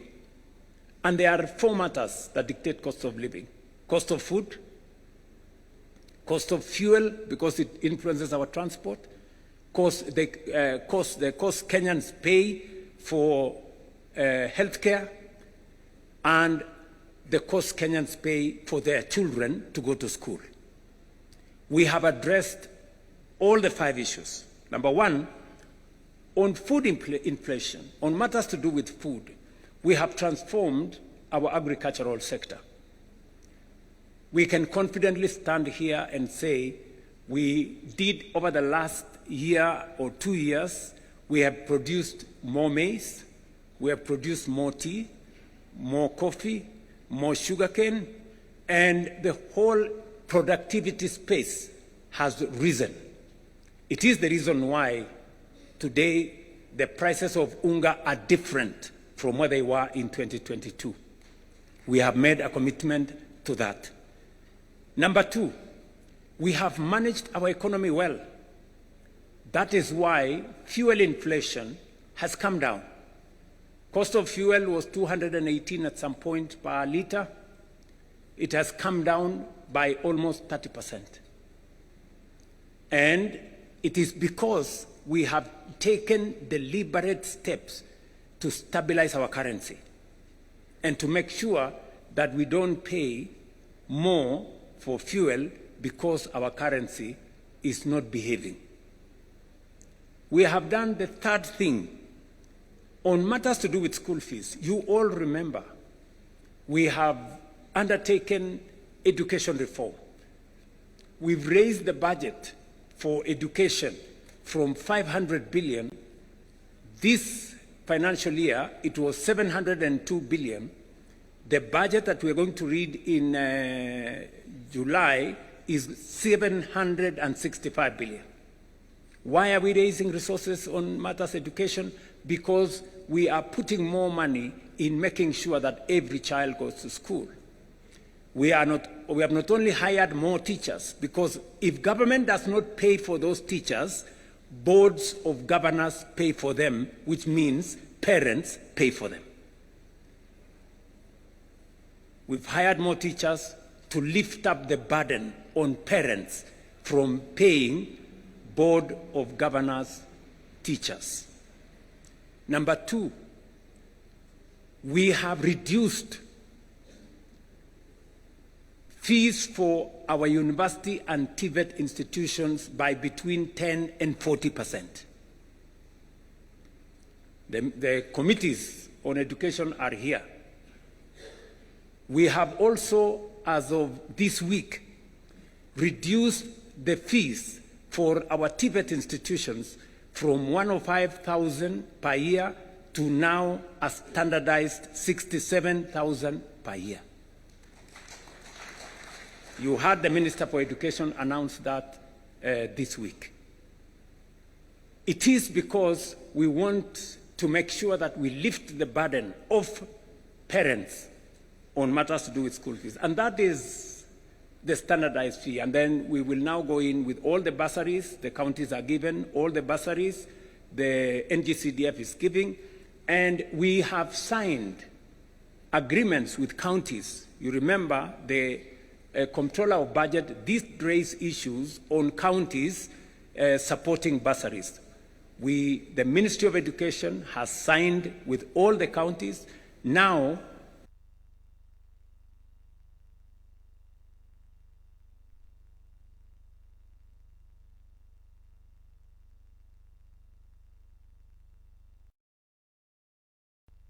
on careless or matters to do with the education of their children. You all know that also we have lifted a heavy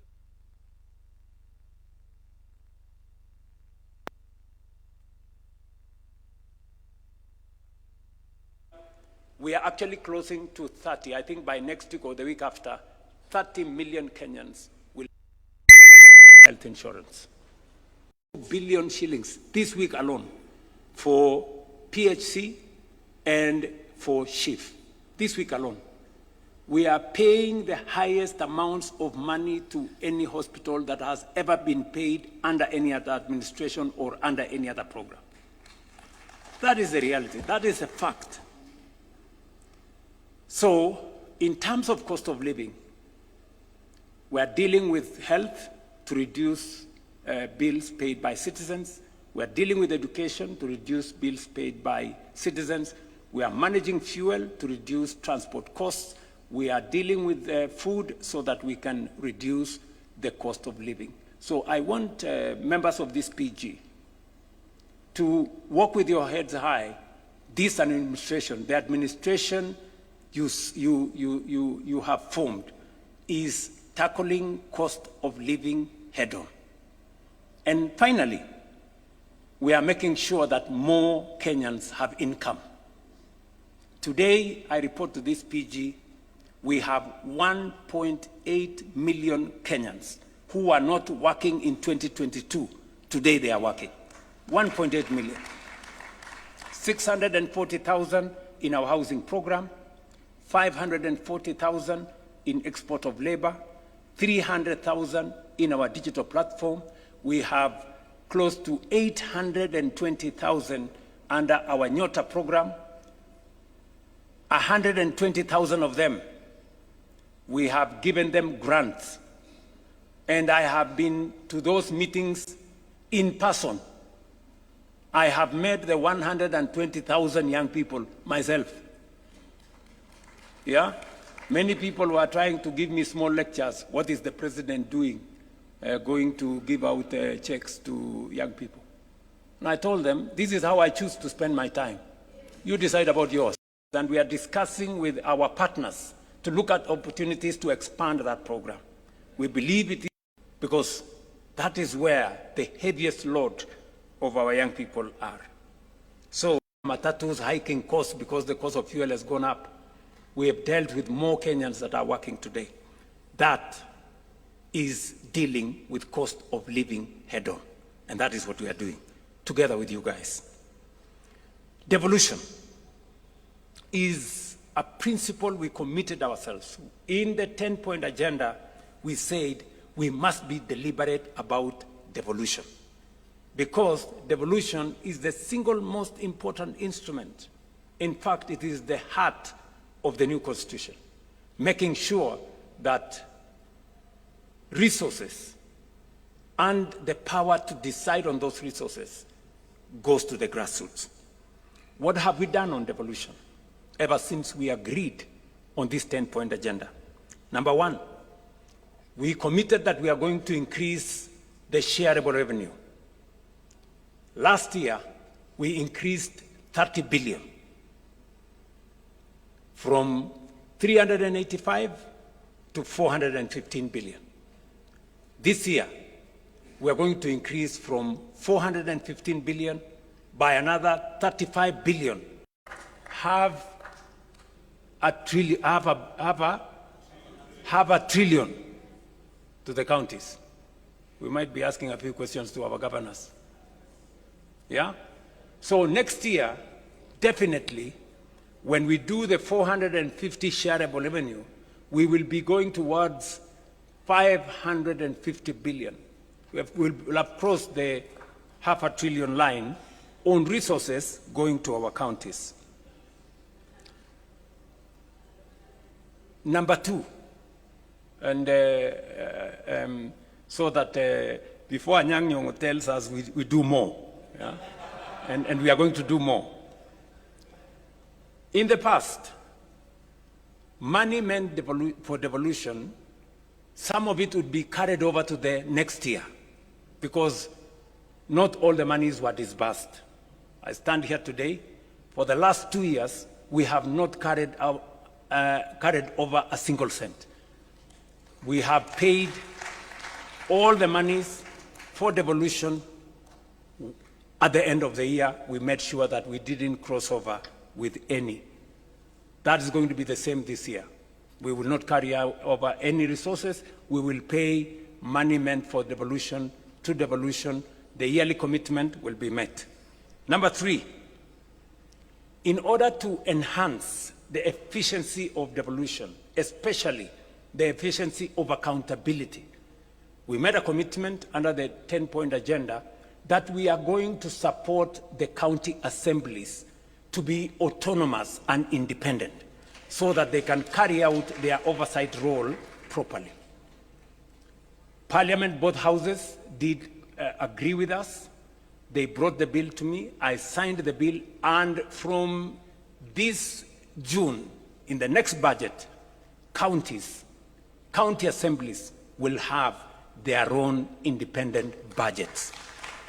They will no longer need to make friends with the county governments or to be friends of governors for them to get their resources. They can then, hopefully, we are going to be expecting of the county assemblies to exercise their oversight mandate much more robustly, because now they will not have excuses that in case they are too tough on the governors, they may lack the resources for their county assemblies. That will now be a thing of the past.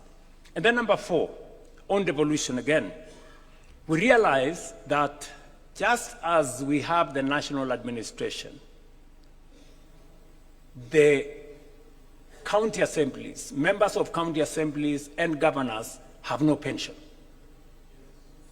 And we have made the strategic decision that the bill that was there in Parliament, which in my opinion has serious challenges, it is my position that we now agree in this PG, that it is only fair, governors and members of the county assembly are elected leaders like us. The same way we have pension, it's only right that they have pension. We all agree on the principle of contribution.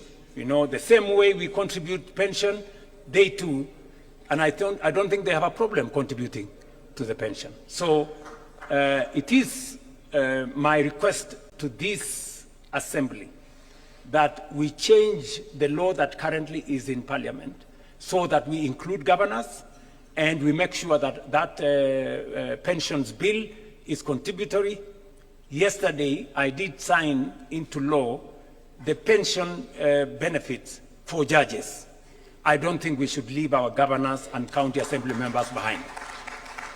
So those are the four fundamental things that I wanted to say on matters to do with enhancing, supporting, and integrating devolution into our governance system. Finally, now that the court has pronounced itself on the matter of CDF, it is my belief that the bill on ward fund that currently is in Parliament should now be fashioned along the recommendation that has been made by the court and fast-track it so that our county assemblies can equally have a legal framework to guide on matters to do with ward fund. And I don't think this great assembly of PG has any problem with that. Do we really have a problem with that? Very good. So I think that will be the next thing we are going to do. And I appreciate that many governors have already implemented the World Fund even without this legislation.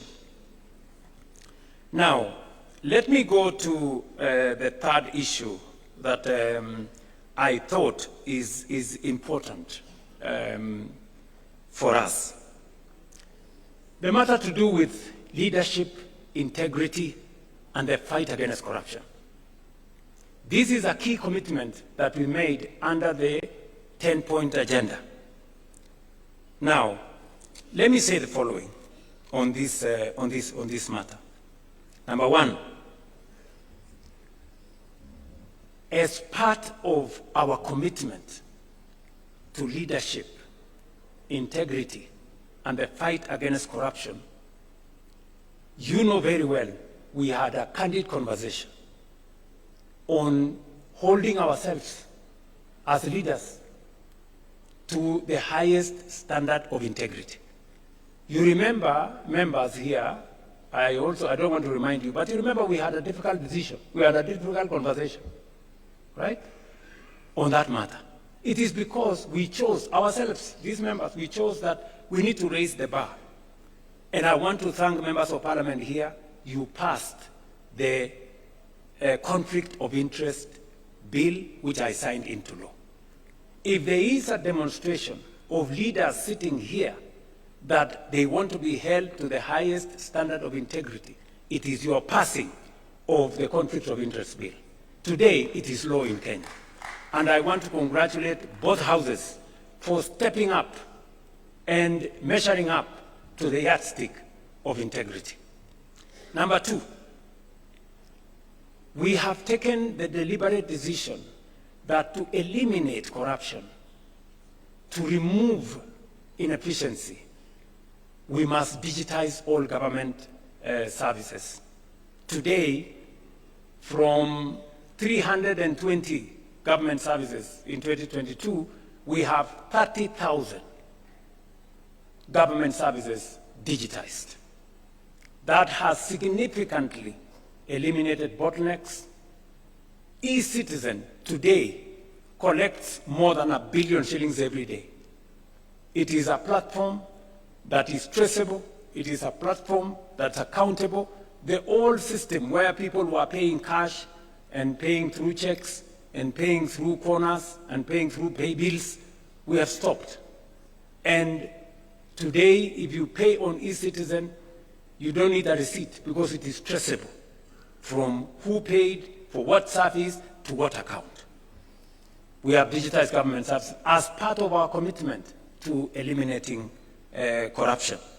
Number two, I did sign into law, June last year, the money laundering and anti-terrorism financing law. Again, as our commitment as an administration and as a country to transparency, to accountability, that illicit flow of money does not find its way into Kenya. As I speak to you, we also undertook three significant steps as a means of accountability and reducing on corruption.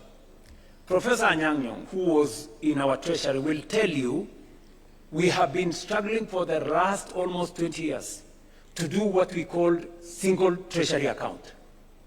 It has never happened. It has happened this year.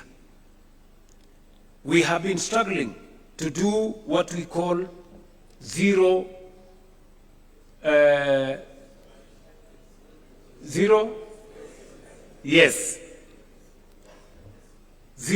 budgeting, meaning that we eliminate confusion. There was an element where people were saying corruption is budgeted.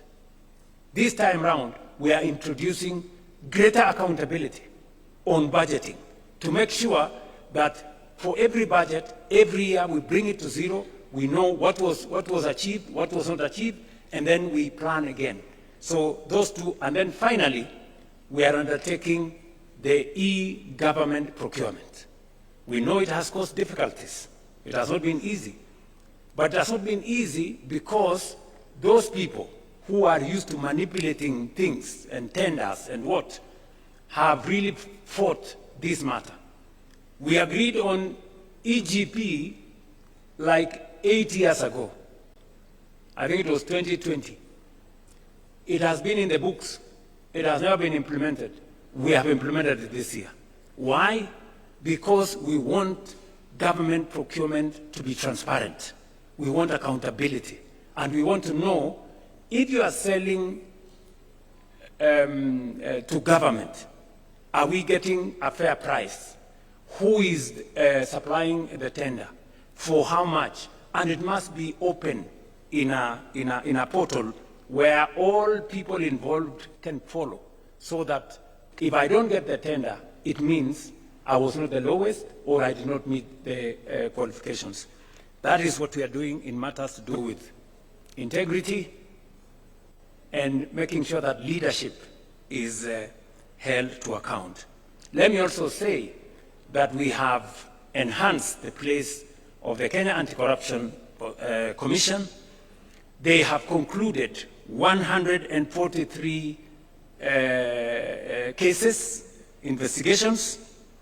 They have already obtained in the last 3 years 86 convictions, and because we have always been told convictions is a challenge, we have achieved 86 convictions, and especially we have enhanced their capacity to seize assets.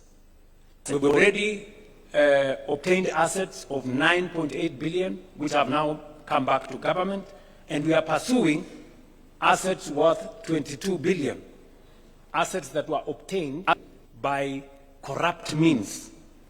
And we say those assets must be surrendered to the government of Kenya.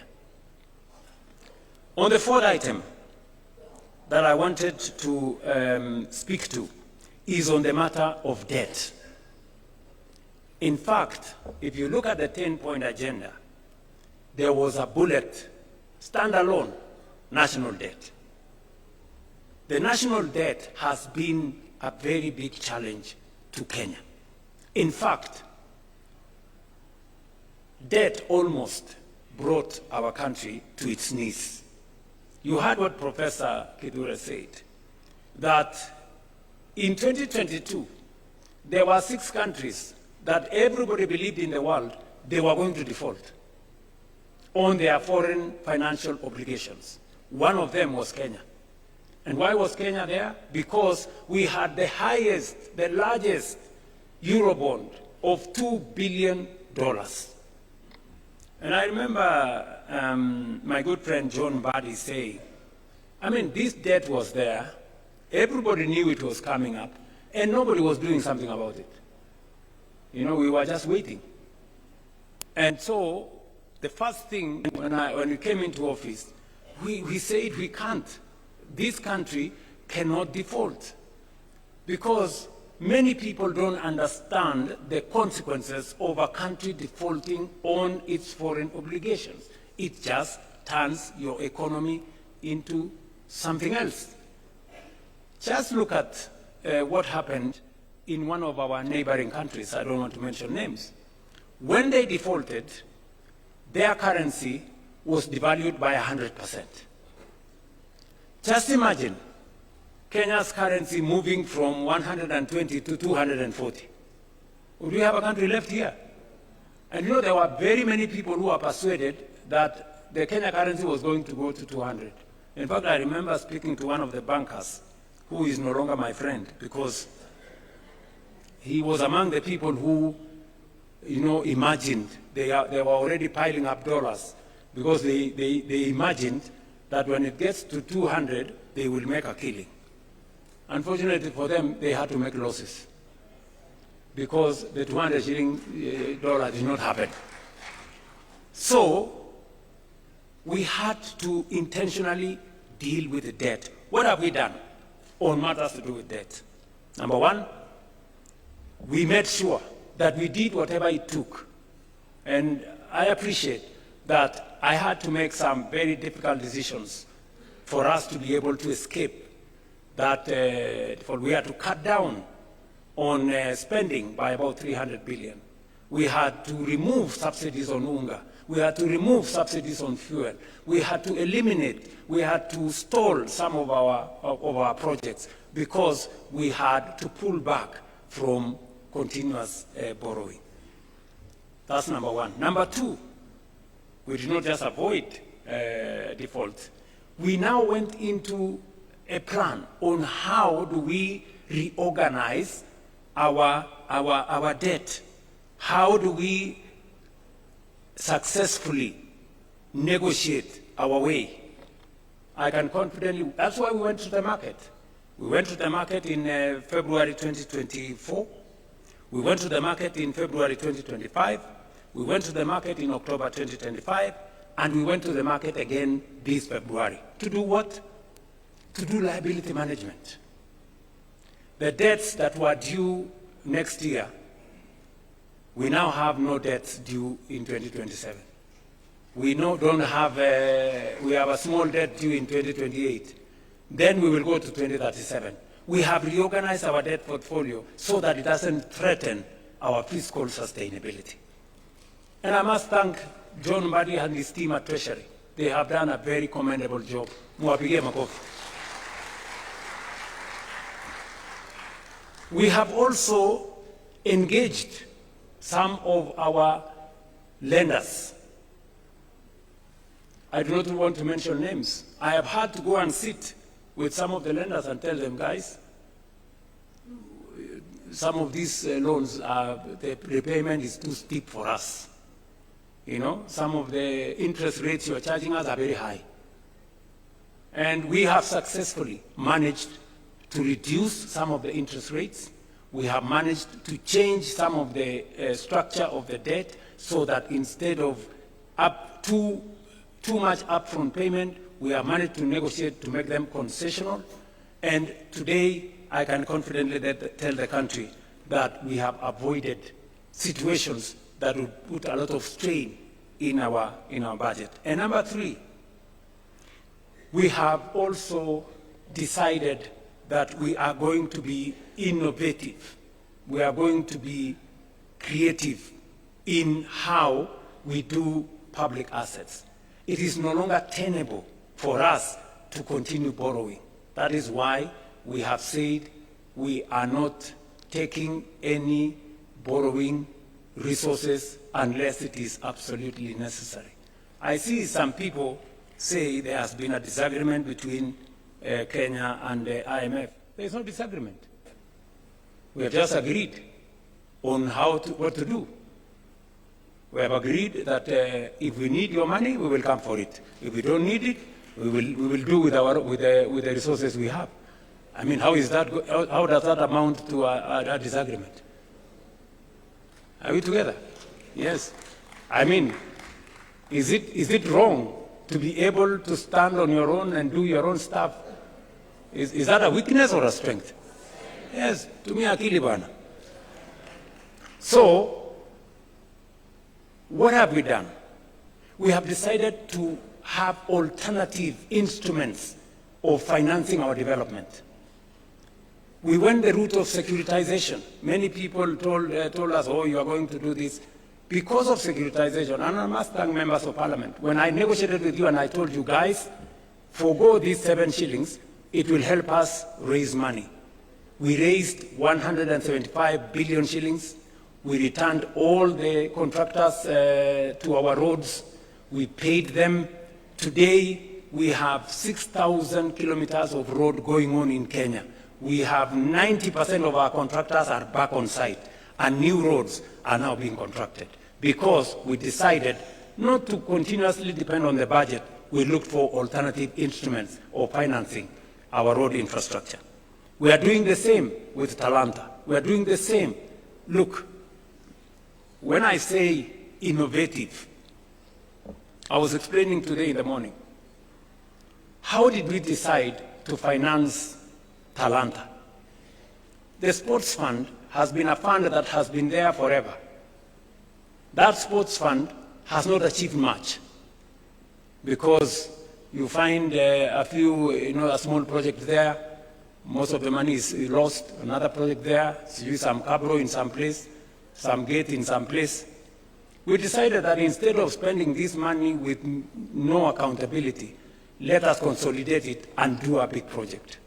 Today, and somebody was saying, oh, you know, William Ruto has pledged for 15 years money from the sports fund. Yes, we have done it.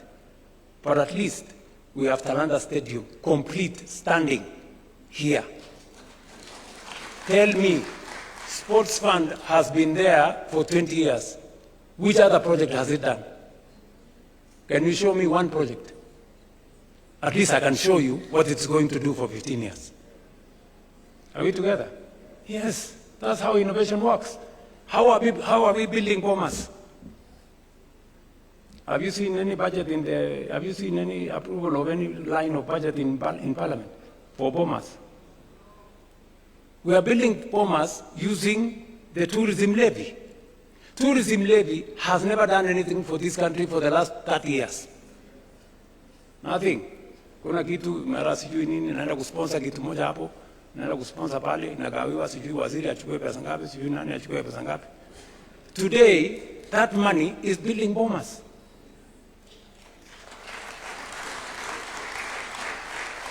Friends, that is how thinking out of the box looks like. Kwani mlikuwa mnafikiri thinking out of the box ni kufanya kitu gani? You know, if we had gone to borrow money to build all this, we would be in trouble, you know. So we have decided to think outside the box. Securitization. We are discussing today proceeds from some of our mature assets. When we discussed about selling a stake in Kenya Pipeline, oh, many people said, oh, you want to sell the family jewel, or you want to sell this. We've done privatization before. We privatized Kenya Airways, we privatized KCB, we privatized Safaricom, we privatized I don't know which company. But today, we cannot account for the proceeds of that privatization. We are doing it differently. And that is why Parliament passed the National Infrastructure Fund. It is not an experiment, as I said yesterday. It is what other countries have done. It's what India has done. It's what the UK has done. It's what Ghana has done. It's what South Africa have done. And that is the way to the future. This morning, Leo, I rang the bell at Nairobi's Securities Exchange, and we collected 106 billion from the sale of our stake in Kenya Pipeline IPO. And we are going to put that money in the National Infrastructure Fund. You know, let me explain to you. If we don't have the National Infrastructure Fund, the National Infrastructure Fund gives us a different leverage. It multiplies that 106 billion 10 times. You know, not through magic, no. Through innovation, creativity, and financing. And that is how we are going to have additional resources to do our roads, to generate more energy, and to do what our senior here, party leader, was saying. He said, we pretend that there is always an emergency in northern part of Kenya, when we know it's going to happen. Because of what we are doing now, if you read today's newspaper, we have already advertised for several dams. So when I talked about us using the National Infrastructure Fund and proceeds from privatization for building infrastructure, we are not talking about the future. We are doing it now. We've already done the contract for Jomo Kenyatta. That is where about 15 billion shillings is going to go. And that 15 billion shillings is going to enable us raise 150 billion. Just by putting 15 billion. It's the same thing we're going to do with the dams. If you check today, we have already advertised several dams because that is how we are going to cure the problem of food insecurity. Water harvesting, water storage, irrigation. That's how we are going to eliminate the shame of hunger in our republic. And we are beginning that journey today. Many people were asking themselves, will the National Infrastructure Fund be accountable? I want to tell you, yes, it's going to be accountable. It's going to be accountable to Parliament. It's going to be audited by the Auditor General. It's going to engage Cabinet. And we are going to make sure that no shilling of that money is going to go anywhere except for productive national infrastructure. I will be appointing the board tomorrow. The governing council tomorrow. Then they will be the one to competitively recruit the board, because we want to inject transparency into that space. I was saying this in reference to debt, how we are dealing with debt, and how we want to make debt not a threat to the Republic of Kenya. Number one, we have negotiated with our lenders. Number two, we have rearranged, using liability management, the debt portfolio. Number three, we are using different mechanisms to raise revenues for matters to do with the public infrastructure development. We are using private-public partnership. Finally, the Rironi-Mau Summit Road, we are not even investing money from the public. That is being built using private-public partnership. And that is how we are going to grow our country without putting too much burden on citizens on taxation or over-borrowing from everywhere. So, national debt. So if anybody was doubting the commitment of the broad-based government or our commitment to the 10-point agenda, I have explained with clarity what we are doing, because we set up this exam ourselves. We wanted the highest standard for ourselves so that we can serve the Kenya people better.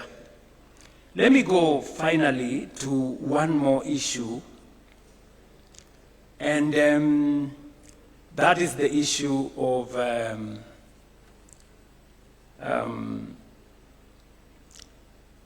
the subject we committed ourselves to, which was peaceful assembly and making sure that the victims of protests are compensated, although we have been told here, and it is correct by the party leader of ODM, that you can never compensate life, but you can do something about it. What have we done? You know, many people are saying, oh yeah, maybe. I took the first step and gazetted a victims' compensation panel. It subsequently went to court, and the court held it for a while. Even as the court held it, we did some work. We have identified all the victims, as we talk to you, with the Kenya Human Rights Commission, with the Independent Police Oversight Authority. We have identified all the victims and profiled their names, and we have already made sure that we have a comprehensive list. We did not even stop at 2013. We went back all the way to 2017 to make sure that all those that were affected by protests from 2017 are now captured. So we have already identified all the people in there. We have provided resources. You will be approving 2 billion shillings to make sure that we have the resources to compensate those people. Finally, the court came through and gave direction on how that process should be done. And last week, we now, in compliance with the decision of the court, last week we gazetted a panel, as was recommended by the court, to expedite this process. And it is our belief that unless something else happens, we should be able to conclude this exercise before June so that we can all be in that space. But we are not stopping there. We are saying we want to look at the future. And so I think it will be right for us in this PG to recommend that the Kenya Human Rights Commission propose a law to Parliament on protection of protesters. Let there be a law on how to protect protesters, because it is a constitutional right. We do not want to propose the law from the executive side of government. Let it be proposed by the Kenya Human Rights Commission in consultation with others so that we can carry that through. Let me conclude by saying that aside from that, we have facilitated the Independent Police Oversight Authority to make sure that those security officers in breach are held to account. As I speak to you today, 35 cases have been successfully prosecuted and 49 police officers have been convicted. As I talk to you, we have another 30 cases that are undergoing this, and the process is ongoing. We have implored on the Police Oversight Authority to appropriate this mandate as efficiently as they can so that we can all move together in that same direction. On matters to do with the rule of law, I think it was explained to us here with a lot of clarity. Number one, we are facilitating the courts to make sure that they have the human capital to deliver on this mandate. I did swear in 11 judges of the Court of Appeal. There is an ongoing process of hiring more judges. There is also an ongoing process of hiring more magistrates. We have provided the resources for that. We did provide also resources for the mobility of our judicial officers. They wanted some vehicles. We have provided the resources for them. They wanted the resources to do e-filing across the country. We have provided resources for them. And yesterday, as I said, with the passage of Parliament of the benefits, especially pension benefits bill for judges, yesterday I did sign it into law so that we can give our judicial officers greater capacity and be able to, for them to be able to appropriate and discharge their mandate as is required of them by the Constitution. So, in a nutshell, these are the items I wanted to speak to you about, just as summary of the items that we are engaged in as an administration. And we are not doing this to satisfy the 10-point agenda. No, we are doing this because it is good for Kenya. And because we made a commitment, not by force, but because we wanted to do it. And I am very confident that working with you, we will find the way into the future together. Finally,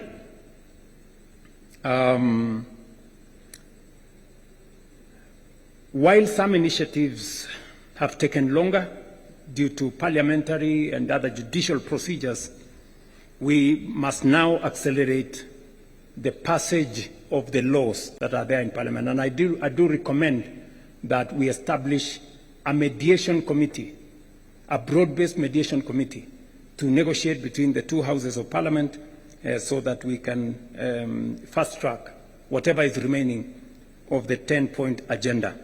I know the committee, the Oversight Committee, have requested us to extend their term by only 60 days for them to conclude some of the processes they are doing, and I think it is only fair. They have done a great job. I think it's only fair that we extend that by by 60 days. I don't know whether that is agreeable to members here. Will as many as of that opinion say aye? Aye. Will as many of the contrary opinion don't speak? Okay. All right. So I think it is so extended. And finally, I want to secure your concurrence that we ask the leadership of Parliament to establish a broad-based mediation committee to negotiate on some of the issues that are outstanding on the NADGO bills that are in Parliament. Do we agree that we establish a broad-based mediation committee? I put a question. Will as many as of that opinion that we establish a broad-based mediation committee say aye? Aye. Will as many as of the contrary opinion shut up?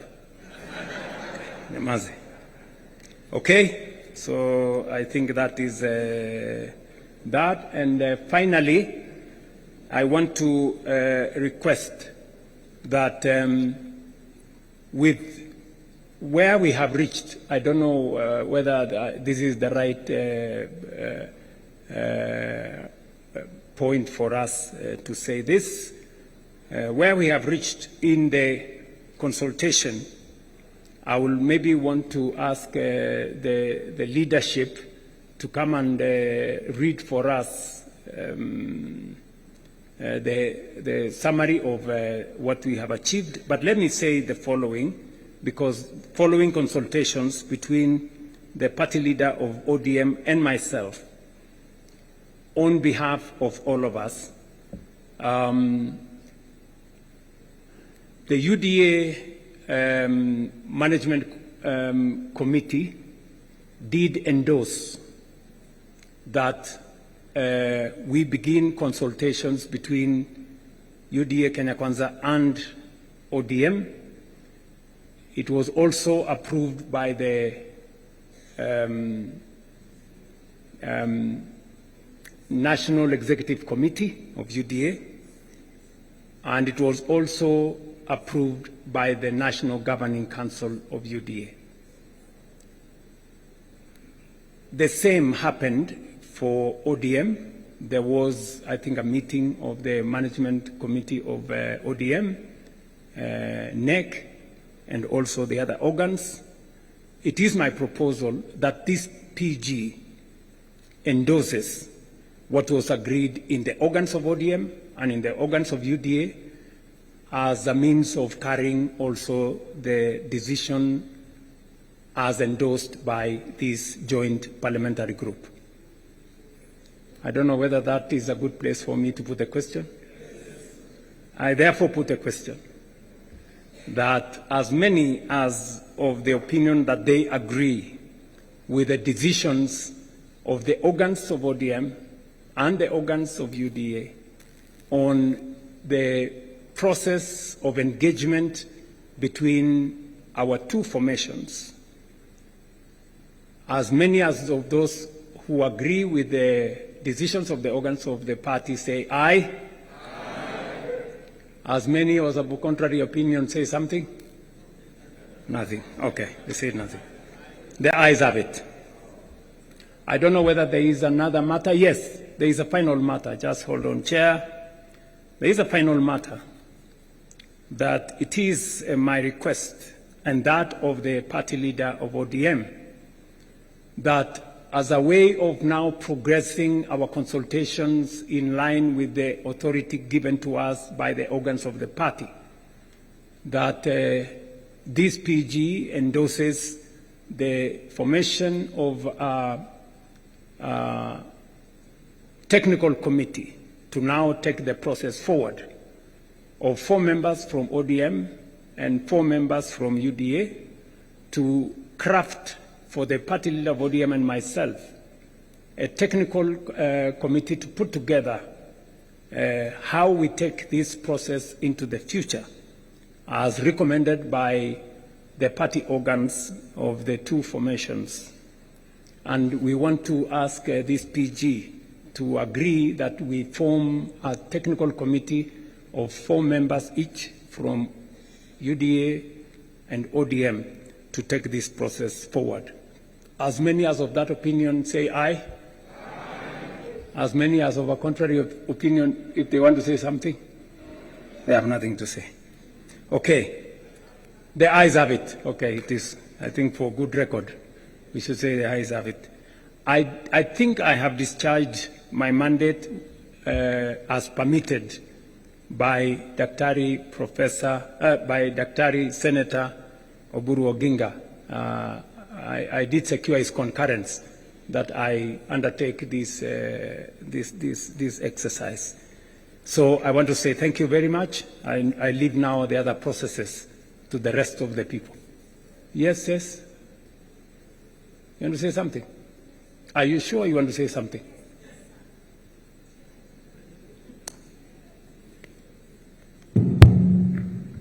Sir, I'm sorry I have to speak before you come down.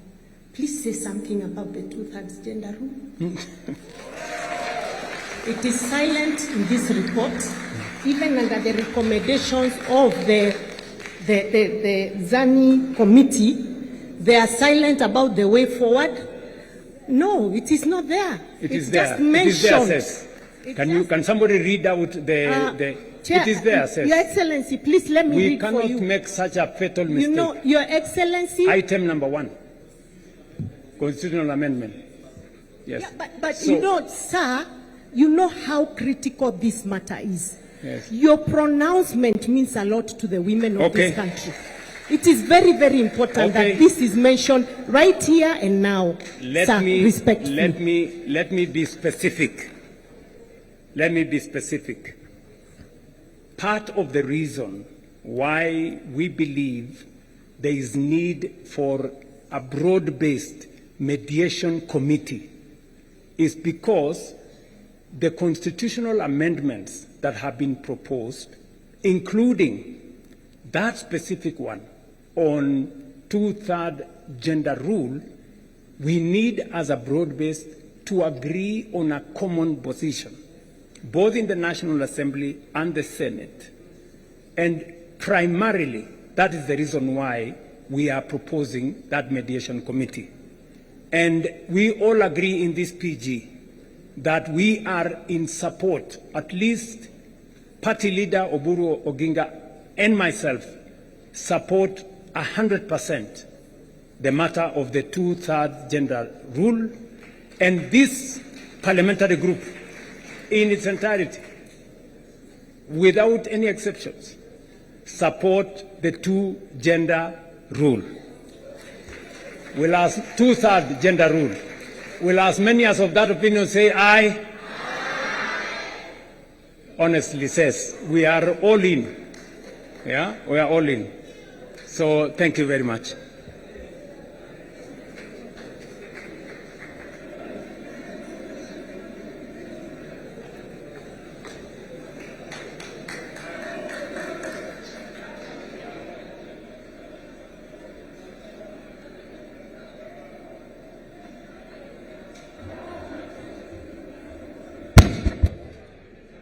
I think His Excellency the President has allowed us to sit down, those who can sit.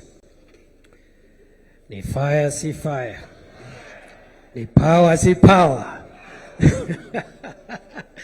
Fire, power. Now, we've run out of time. We will very quickly conclude by acknowledging Your Excellency in this meeting. We have had the attendance of 137 National Assembly members of UDA and 68 from ODM. 137, from UDA and its affiliates in Kenya Kwanza, and 68 from ODM, total 205. Members of the Senate from Kenya Kwanza, 22, and 38 from ODM, total 60. IALA members 3 from UDA and none from ODM. I don't know where the ODM Yala Brigade is. The total numbers, National Assembly, 162. And from National Assembly, 106 from Senate, total, both houses, 268. Your Excellency, we also have Excellency governors, maybe those who are still here. I see Waigoro, Sakaja, Mungaro, Mtutu, Governor of Lamu. I see some of them have left, and the chair of the Council of Governors is also present.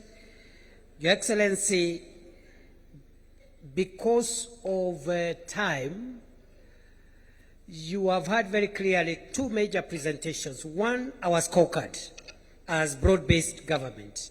Two, our progress on this long-term issue about the 10-point agenda. Our two leaders have spoken, UDA, ODM. So really, unless there is something, maybe a comment or two, we can take them. And after that, I'll invite the House leadership of the two houses to come and flank those who will read the resolutions on behalf of the joint PG. And in the next 3-4 minutes, we can be out of here. Yes, Honorable Oluoch, quickly.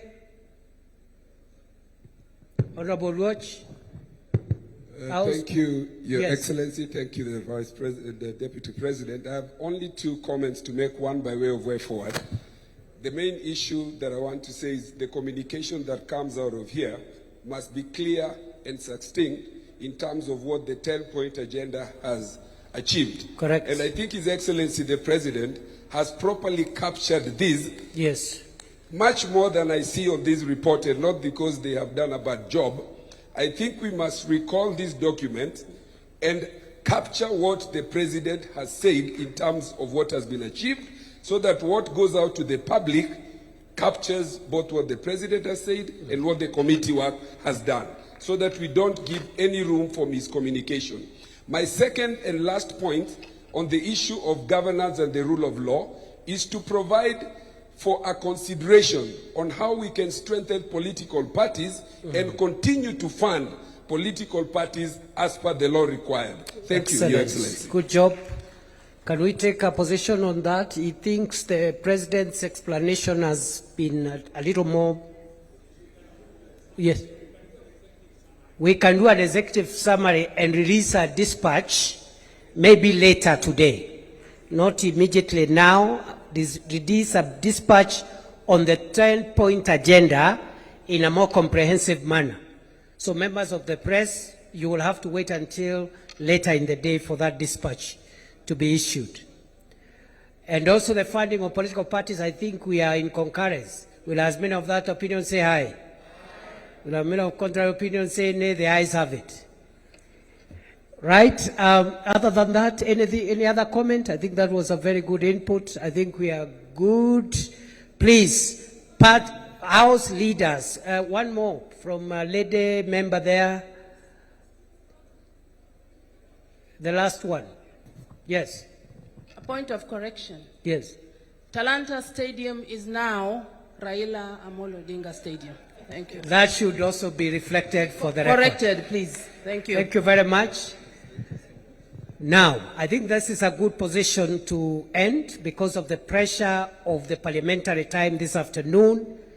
Thank you very much, the leaders of the both houses of parliament, both from the UDA and ODM side. We appreciate your giving us an opportunity to assist in the running of the affairs of this meeting. I now invite the leaders of both houses of parliament from both sides, UDA, ODM, to step forward and we'll get the resolutions read. After that, Gitonga, you will call for the national anthem. We conclude the meeting. Thank you. Thank you, DP. We'll ask Honorable Osoro, Millie Odhiambo, if you're in the House, please step forward, and the two SGs.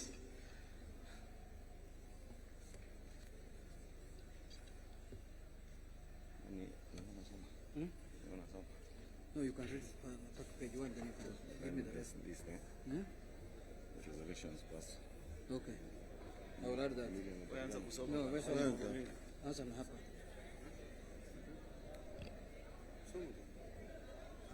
SG. Millie. Can come here.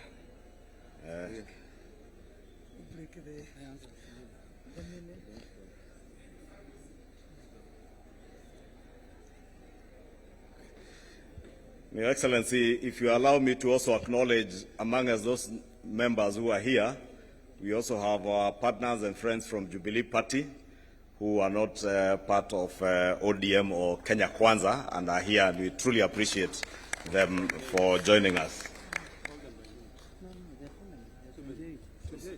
I'll now proceed to read the communique following the second joint ODM-UDA parliamentary group meeting held at the KICC today in Nairobi. The joint parliamentary group of the United Democratic Alliance, UDA, and the Orange Democratic Movement, ODM, held its second meeting at the Kenyatta International Conference Center, Nairobi, on the 10th of March 2026. The meeting has reviewed progress made in the implementation of the broad-based government agenda over the past year and received a report from the Oversight Committee on the status of the 10-point agenda agreed upon under the Memorandum of Understanding between the two parties.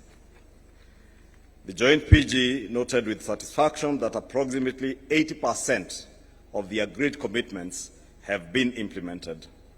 The meeting reaffirmed that the Memorandum of Understanding between UDA and ODM is anchored on a 10-point agenda drawn largely from the recommendations of the National Dialogue Committee, NADCO, addressing key national priorities, including electoral reforms, the cost of living, governance, economic stability, and institutional reforms. Members have observed that the partnership has contributed significantly to political stability and created an enabling environment for the implementation of programs aimed at expanding economic opportunities, particularly for young people in our country, while strengthening sound economic management. The meeting further noted progress made in stabilizing the economy and addressing the cost of living through measures including reduced inflation, the continuous fertilizer subsidies program that is supporting farmers across the nation, expanded health care and health coverage under the Social Health Authority, strengthened anti-corruption measures, and the revival of the stalled road projects through the securitization of the Road Maintenance Levy Fund. I want to invite Honorable Junet to continue. Oh, okay. The meeting resolved to extend the mandate of the Oversight Committee by 60 days to enable it to finalize outstanding matters arising from the implementation of the agenda. In addition, the joint PG agreed to establish a joint technical committee with each party nominating 4 members and the respective executive directors serving as joint secretaries. The committee will develop the shared policy agenda and priorities of the two parties, which will inform the work of a coalition framework to be considered later in the year. So this is the technical committee that will develop the issues and the things that pertain to the public and the two parties and lay ground on what issues the negotiation committee will discuss on the issues. The joint parliamentary group reaffirmed its commitment to continued cooperation in the national interest and to advancing reforms aimed at strengthening Kenya's democracy, stabilizing the economy, and improving the livelihoods of the people of Kenya. The PG resolved to adopt all resolutions passed by organs of the parties. That is the end of our statement, and thank you very much, Your Excellency. In conclusion also, in the spirit of strengthening political parties, I want to bring to the attention of the PG that ODM is owed 12 billion shillings as their money. 12 billion. If we get that one, then we shall be very happy. Please take that. Thank you. I think, DP, I will invite you back to help us close the meeting and request members of the House Business Committee in both houses, please, immediately after this meeting, Honorable TJ, let us proceed straight into the meeting for the House Business Committee. Thank you. And with that, I'll request that we all be upstanding for the national anthem, which is our joint prayer as we come to the conclusion of this session. So let's all be upstanding for the national anthem. The anthem.